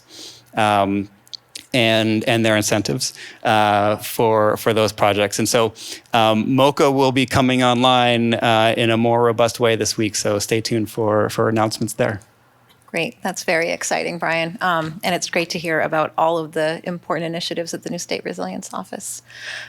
Terry, I want to keep the focus for a moment on the communities and the people that are impacted by climate. We've been talking about federal changes to policy, but federal policy changes reach well beyond climate and energy and affect a lot of the sectors and systems that intersect with our climate and energy work. And so how should we be thinking about this broader policy landscape and the people and communities that we serve? There, I think I did it. Thank you so much for that question. I really appreciate the focus on what does this mean for people. I think what I can't help going back to, and part of the Mentimeter asked about this, like, what are you grateful for? Definitely, I'm grateful for that degree of like collaboration and community. And I think that's really critical right now. And I say that because all I keep thinking about is this interconnectedness of so much of this work at the federal level and at the state level. And when I talk about that, what I mean is, for example, when we think about the environment, it really is interconnected. It's not just about humans, right? There really is a One Health approach to this. They're the humans, us, animals, plants, and then the environment that we share. And we know that when there are changes to the environment, it changes migration patterns, it changes those opportunities for all of us to intersect, sometimes in good ways, sometimes in not so good ways. An example of that, of course, is, we see an increase in tick-borne diseases, we see an increase in mosquitoes and all the diseases that come with mosquitoes, right? So a One Health approach is really important, and we can't forget that. In addition to that, there's also the work of climate and its impact on social drivers of health. And when I think about that, I think about the air that we breathe, the water that we consume and drink, the food that nourishes our body that comes from the land, and then there's shelter and access to health care. All of those are also very much critical in this as well. So when you think about the way climate interacts with health, either directly through diseases or through the social drivers of health or through just the extreme weathers themselves, storms and, heat, extreme cold, then you start to see how policies at the federal level can really impact the states. One example of that is that we talked about the 3 storms that impacted Maine. But a storm at a distance, I think it was Hurricane Helene, knocked out the Baxter facility that made saline bags, IV bags, and suddenly our supply chain was impacted. And the ability for hospitals and clinics to have access to IV bags was impacted. What did that mean? It meant that people had to change, what they were able to do related to like acute care, emergency care, or even like elective care. And that happened at a distance, but that could also impact Massachusetts, Maine, New Hampshire, Vermont. So we know that the environment is interconnected. Some of the federal changes that you guys have talked about definitely happened, with the EPA, USDA, FEMA, ASPR, US CDC, HHS itself. Those policies are indeed impacting us, and sometimes it's not through funding, it's just through actions and priorities. But I do agree that this is a shift. It's a transition to states. So how do we as states adapt to this transition so that we are more resilient and better prepared to be able to respond? And I see 2 things here. The governor is absolutely right, in terms of like the climate is not going to wait on us. It's going to continue to evolve and adapt, sometimes unfriendly and sometimes friendly ways. And Joyce is right. Like, this is an opportunity for us as states to strengthen what we already are doing. So it brings me hope as well. Like, it can be painful, but it's really hopeful because we can lead the way. And I already saw examples of how we are leading the way.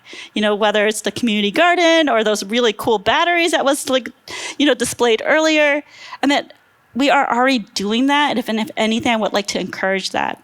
So what is Maine CDC doing? How does this impact human health? I mentioned direct impacts from storms. I talked about disease and the One Health approach. And then I also talked about, social drivers of health.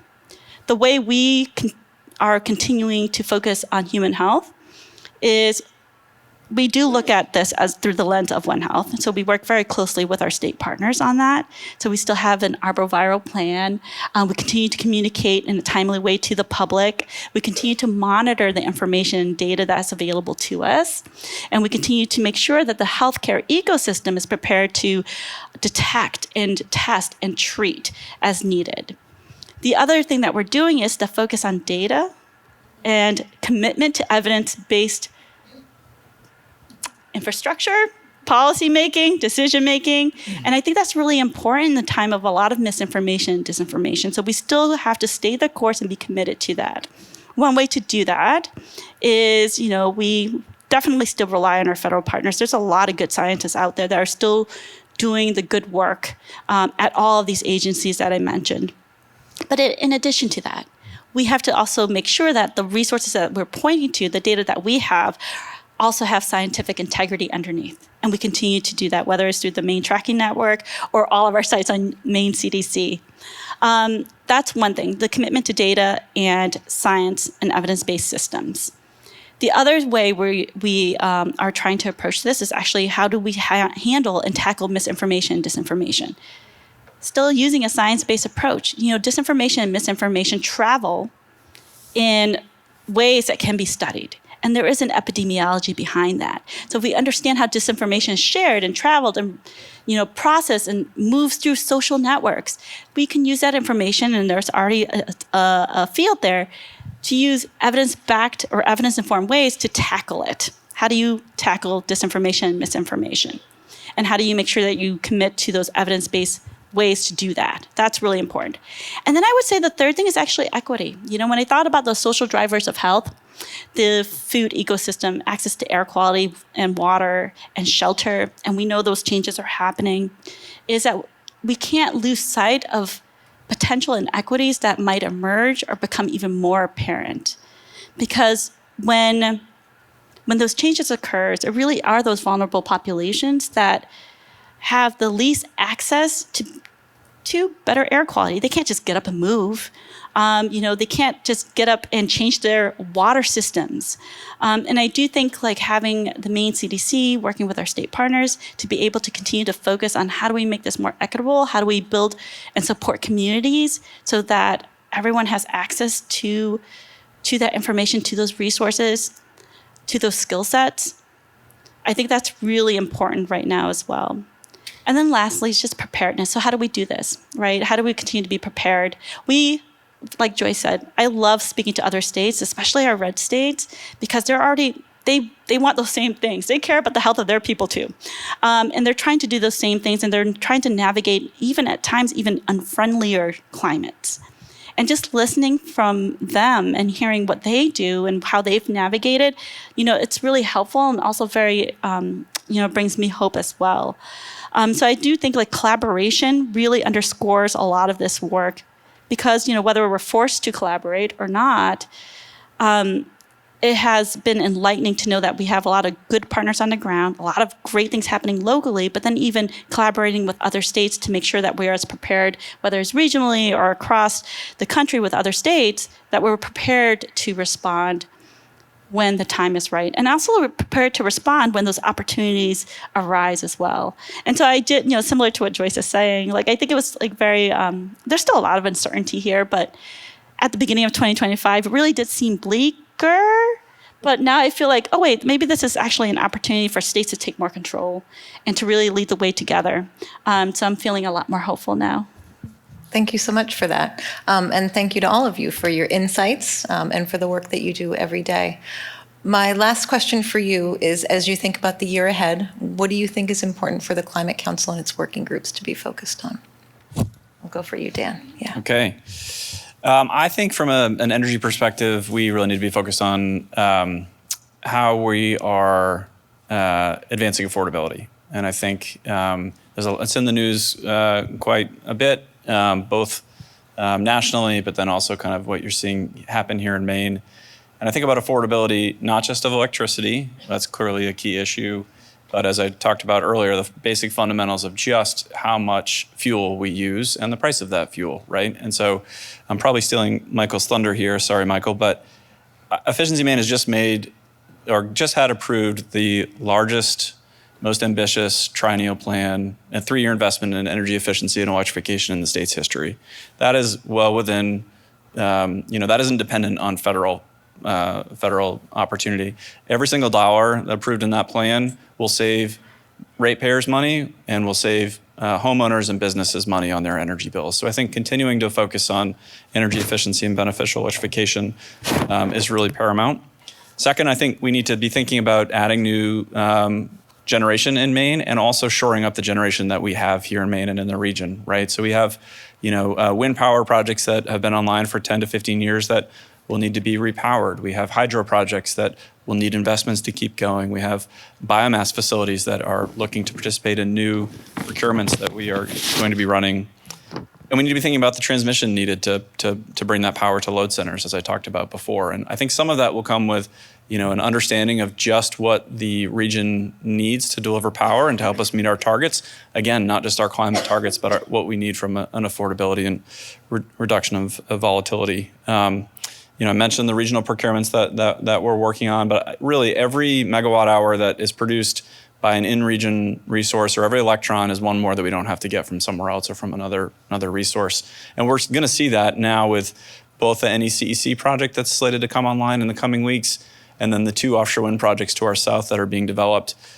Those are going to add something like 10% of our electric use in just new clean energy projects in the next few months. So I think, we need to review kind of every opportunity for energy cost reduction and affordability that we have in our toolbox and really give Maine people the options and tools that they need to be able to make the investments both in their home and their business to do so. Thanks, Dan. I think the resilience question inland is really important. I know in the big storms, we had the one big one that was sort of more inland focused and then 2 working waterfronts. I can tell you that Maine DOT was asked to deliver $50 million of that money. 25 went for working waterfronts, 25 to communities and others We had $118 million for the $25 million pot for communities of grant applications, and they were good projects. And the application submittal process was really quick, so a lot of communities didn't have a lot of time to even fill them out. And we definitely see the need. And I think I've said over the years, being involved in this, we underestimate the potential impact to inland communities. We talk a lot about sea level rise. Whole communities were cut off in Western Maine. Whole downtowns were flooded. Water systems were flooded. It's an equity issue when you go and look at where some of these places flooded. And if you do build up that road, who's going to have to leave? And so there's some real hard work that has to be done on this whole issue. We can't just look, I think, culvert by culvert. You have to look at a system. The state can't just look at itself. The town can't just look at itself. We're a system. The environment acts as a system. So how are we going to do that? And these are hugely expensive projects. And so we have to sort of, start to think about what we want to do here. Some of these projects we funded, Norwich Walk is a great example. It was moving a water line. The slope kept getting impacted on a river. It was eroding down. They were going to lose their water line in a storm event. They just moved it 70 feet over. I mean, these are not big, sexy projects that you're going to do a big ribbon cutting on. But they're important projects because if you lost that water line, that's a really big deal to people. And so that's the kind of stuff we're talking about. We're not, talking about, building these huge things. It's really just protecting what we already have. And so it's a hard conversation. Financing is tough to have. The legislature really stepped up and funded that, and it went to, I think, some really good things. But somehow continuing to be able to provide this, I think, is important, the funding. Thanks, Joyce. Michael?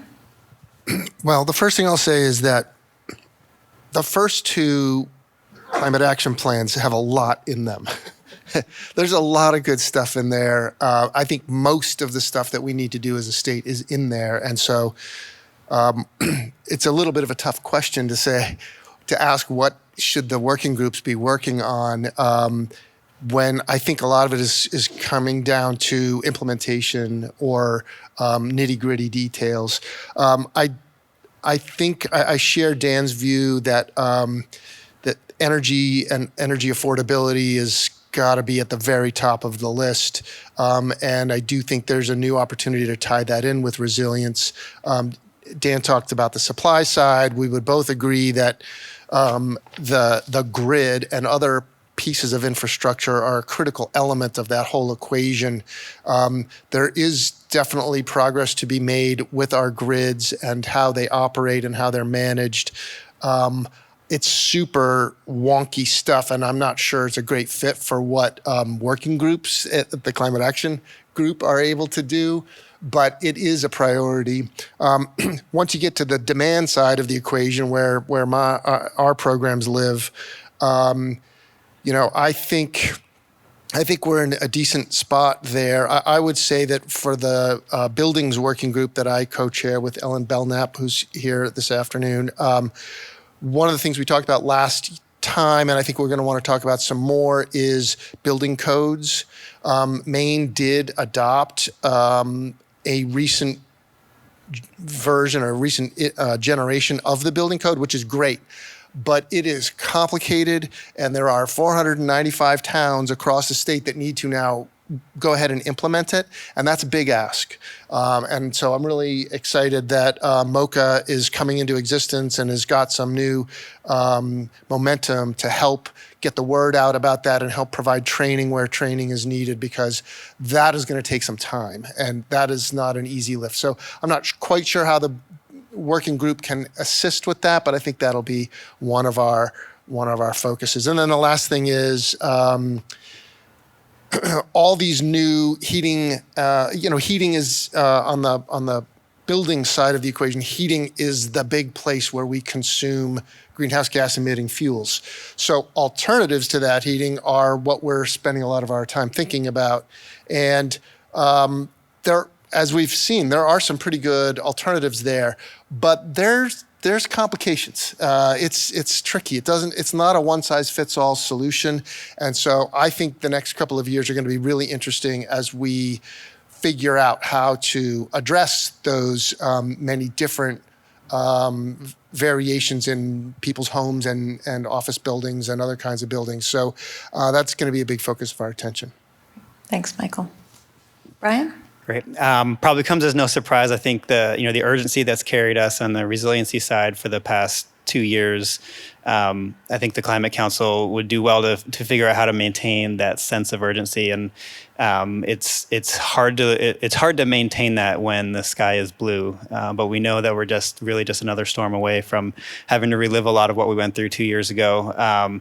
And so maintaining that sense of urgency and focus on making sure that we're thinking long term, but also acting near term. And then the way I'd answer that is so many of the solutions are getting more complex now, whether it's the financing situation, understanding the detailed models that are available to us. So really thinking about how we help homeowners navigate, Energy Navigator programs are a fantastic example, how we help communities navigate complexity, understand difficult, challenging models or maps, really making as much of this information as accessible so that when they're confronted with uncertainty or complexity, we have tools at the ready to help them with that. Thank you, Brian. Terry? I agree with everything everyone just said. They worded it so well. I completely agree. I feel like a lot of the work is already in the plan, and it really is just actioning them out. So for our work group leads and our work groups, maybe it's more just going back and thinking about, okay, well, this is the situation for this year. What is more doable now? What is going to potentially be doable later? In addition to that, what should we want to make sure we have in place when, again, those opportunities might just come, right? Like the story isn't done. So it's just maybe thinking about how we might want to reprioritize things based on the current environment and potential future opportunities in the future environment. In addition to that, I really do believe that preparedness is really critical, and how we communicate is critical to what Brian just mentioned. I know for us, it's thinking about the healthcare ecosystem, making sure that we work with hospitals, long-term care facilities, our EMS system, first responders, to make sure, are we trained to be able to prepare? Are we prepared to respond? And do we know how to connect ourselves to resources, supplies if necessary? Are we working with other states to make sure that we are setting up, the capabilities of mutual aid if that's necessary? Just having all of that in place is really critical in case another storm arrives or something else comes. So preparedness is something that's really continues to be really important.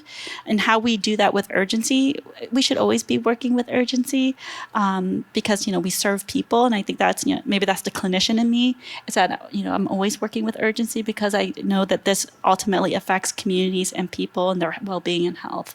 So urgency, how do we keep that level of urgency? It's really important too. Thank you.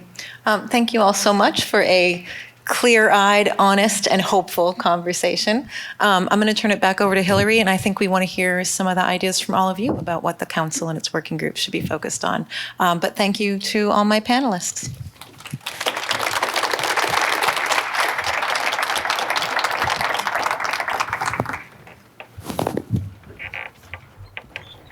Great. Thank you, everyone, again. And like Sarah just said, I'm going to just open the same question back up to the room. So what should the Climate Council and its working groups focus on in the next year? And at the end of this session, I'm going to actually have you all vote on this. So I'm not going to have well over 100 people enter something in and then have to scroll all the way through that. We're going to go about this a little differently. So the way we'll do it this time is I'm going to have you all start by just sitting by yourself for 60 seconds and reflecting on that question. What do you think is most important for the Climate Council and the working groups to focus on? And just to contextualize this, we released this last plan in 2024. 2026 is kind of our midpoint, and we're going to start moving into planning for the next climate action plan in 2028. So 2026 is kind of a midpoint for us. After you have those 60 seconds to think to yourself, I'm going to ask you to turn to one person and discuss with that person, and then between the two of you, prioritize an idea. Then we're going to do the same thing again. I'm going to have you turn to a pair. There will be 4 of you. You're going to talk through it and you're going to prioritize one idea. And then one person in your group of 4 is going to go onto the Mentimeter and type it in. Once we have something like 20, 30 ideas in there, I'm going to ask you all to vote on it. And what we're going to do with this is it's going to help inform what the working group leads take forward into next year, how we think about the 4 quarterly meetings. So you're going to help inform kind of what the next year is going to look like and how we start to structure it. So with that, I'm going to have you all just sit and think for 60 seconds to yourself. What should the Climate Council and the working groups focus on?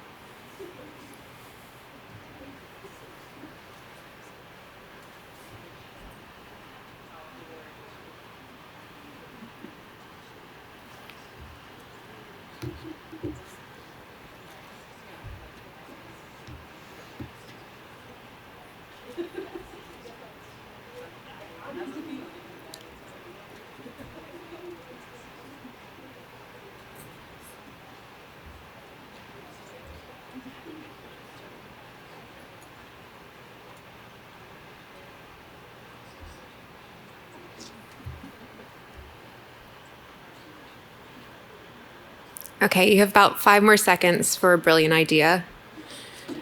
And now I'm going to have you turn to a partner, just one other person, and I'll give you 2 minutes to chat about your different ideas and prioritize one of them. For those of you online, I'm sorry, this is a little harder for you. So if you'd like to chat, drop your idea into the chat. We have someone here who is reading through those.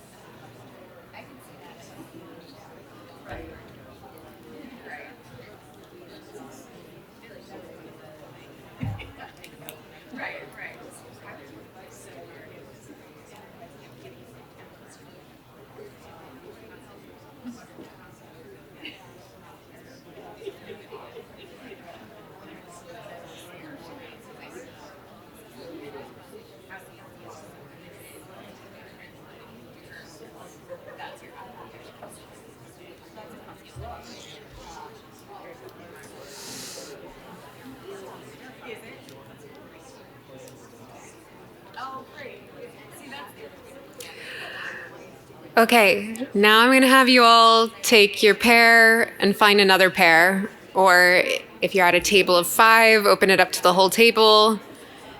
You have 4 minutes to discuss and prioritize one idea for a group of 4, maybe 5.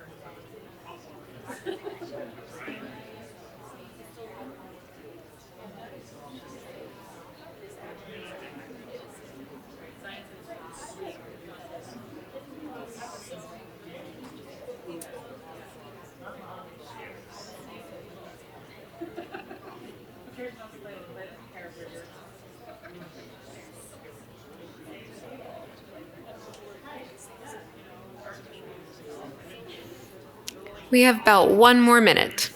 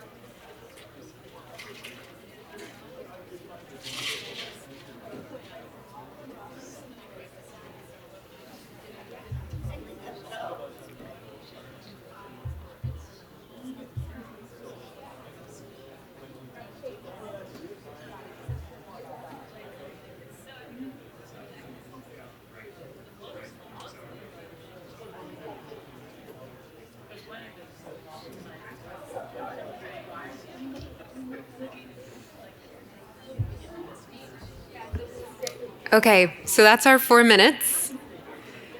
What I'm going to ask you all to do now is, so in your group of four, or if you were speaking as a table, in the Mentimeter, if you can go in and just designate one person in your group to drop in the answer of what you think the Climate Council and the working group should focus on.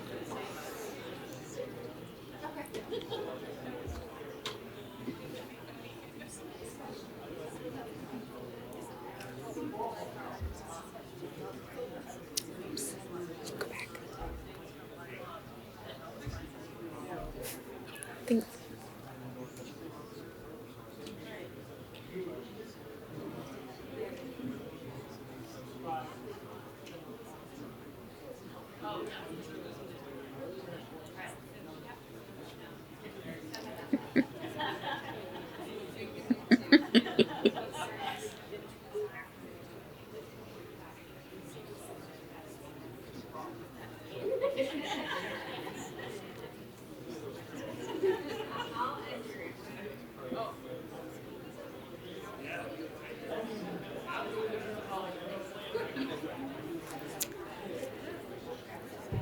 So if you haven't already wrapped up your conversation, prioritize one thing, designate one person, drop in one answer into the Mentimeter.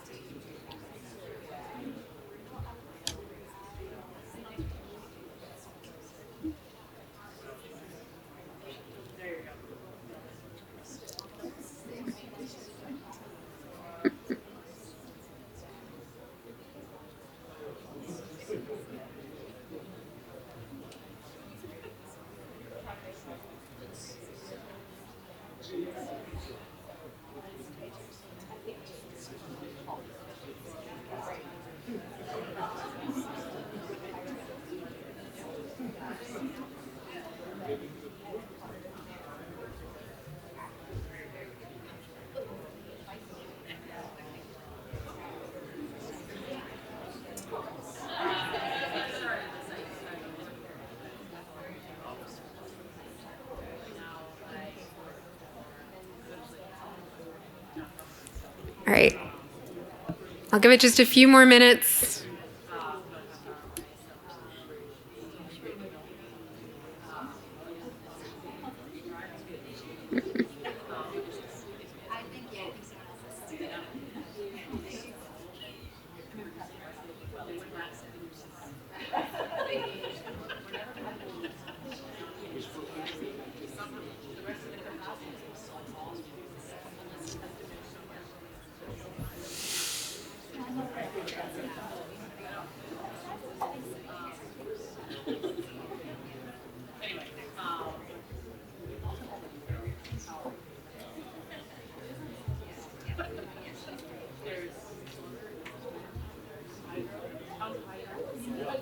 All right. Is anyone still typing? Can you just raise your hand? Oh, okay. There are still people. Great.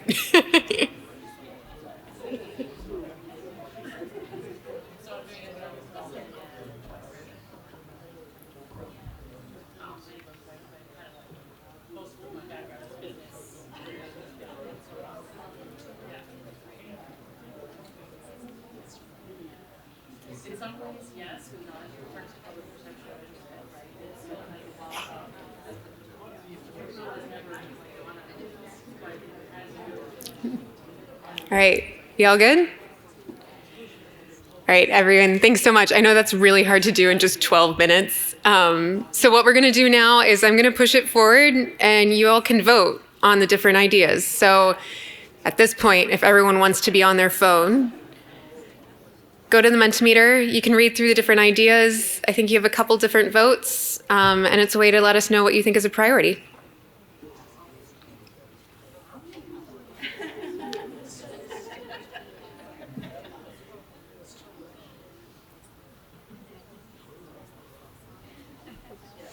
And this goes for people online too.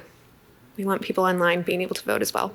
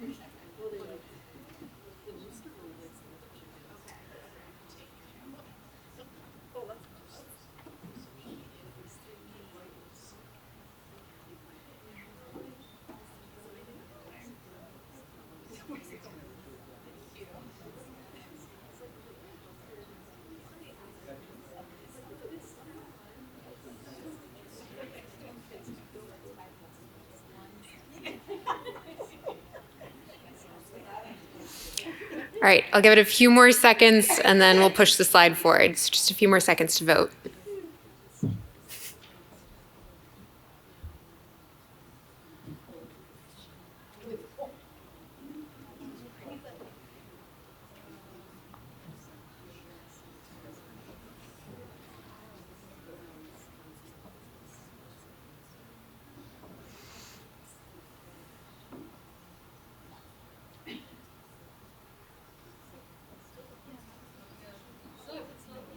It's not loading.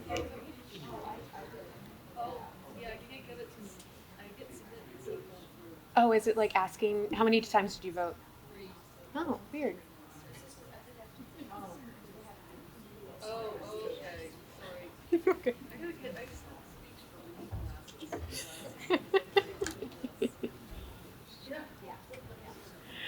All right, does anyone need more time? Great, if we want to move it forward. All right, so let's see what's popular.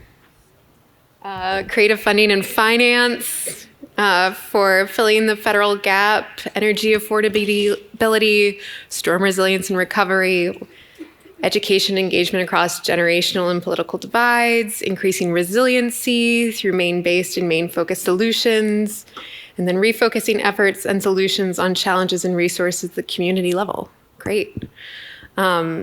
So I'm sure there's a lot more here. I think we had about 20 responses. So this will also be available afterwards if you want to go and look at what some of the priorities were for people, but we can take this forward and think about what we want to talk about more in 2026. Everyone, thank you so much for participating in that and giving your feedback. And with that, I'll turn things over to Melanie.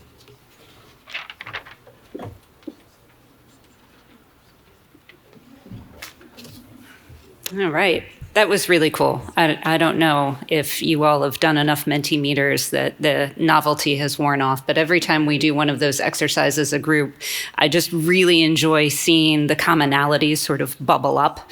And as I said to the folks at our table, really appreciate you all providing that input, because we are actually going to be using the input you've provided as we look forward into 2026, are working with the council members and with the working groups on how to focus and prioritize our efforts in the coming year. So this isn't just, a fun little exercise so you don't fall asleep at a long meeting. This is truly providing actual information and input into the process. So thank you all here and for those who have been participating online and contributing to that. So as I mentioned at the beginning, since 2020, on December 1st every year, we've come together either to launch our climate action plans or to take stock of our progress through annual reports. In 2020, after a year and a half of planning, we released the first version of Maine Won't Wait into the thick of a pandemic. And it is really nice to see you all in life-size versions. Although I did like doing those meetings in my slippers. So in case I ever show up in those, it's why it's just hearkening back to that time. It was the first climate action plan that Maine had developed in a decade, and together we set ambitious goals for the decade ahead. At the time, none of us knew that the largest federal investment in climate action in U.S. history was just around the corner, because we weren't waiting for that funding to come. We had developed a strong plan, a collaborative process, and a statewide community that remains dedicated to seeing that plan through. In the years since, that commitment has helped Maine win more than our fair share of the Bill and IRA investments. It helped us come together after the historic storms of 2023 and 2024 to invest more in resilience and better prepare for future climate impacts. 1 year ago, we released the updated version of Maine Won't Wait into a very different landscape. But even with strong headwinds, as you've heard today, we've continued to make real, measurable progress. As we look ahead, it's clear we will have our work cut out for us in 2026. But we still have that same infrastructure that carried us through the last 5 years: shared commitment, strong working groups, dedicated partners, and increasingly resilient communities. So thank you all for being a part of that and for not waiting to help Maine tackle climate change. So as I said, we're going to be taking all the input that we received today and using that as we look forward in 2026. We will be in touch with our Climate Council members and our working groups. And some of you have heard me say this before, but just as a reminder, working group includes the word work. It's a 4-letter word. We really do put our members of the Climate Council and our working groups to work to help us tackle this problem here in Maine. But for today, thank you all for joining us, and I hope you'll stick around for some cookies and cider and a chance to visit with one another, because when we let you talk at the tables, it was hard to shut you up to get back to the presentation. So now's your chance to keep talking. Thanks again, everybody, for coming and for providing us with all your really helpful input.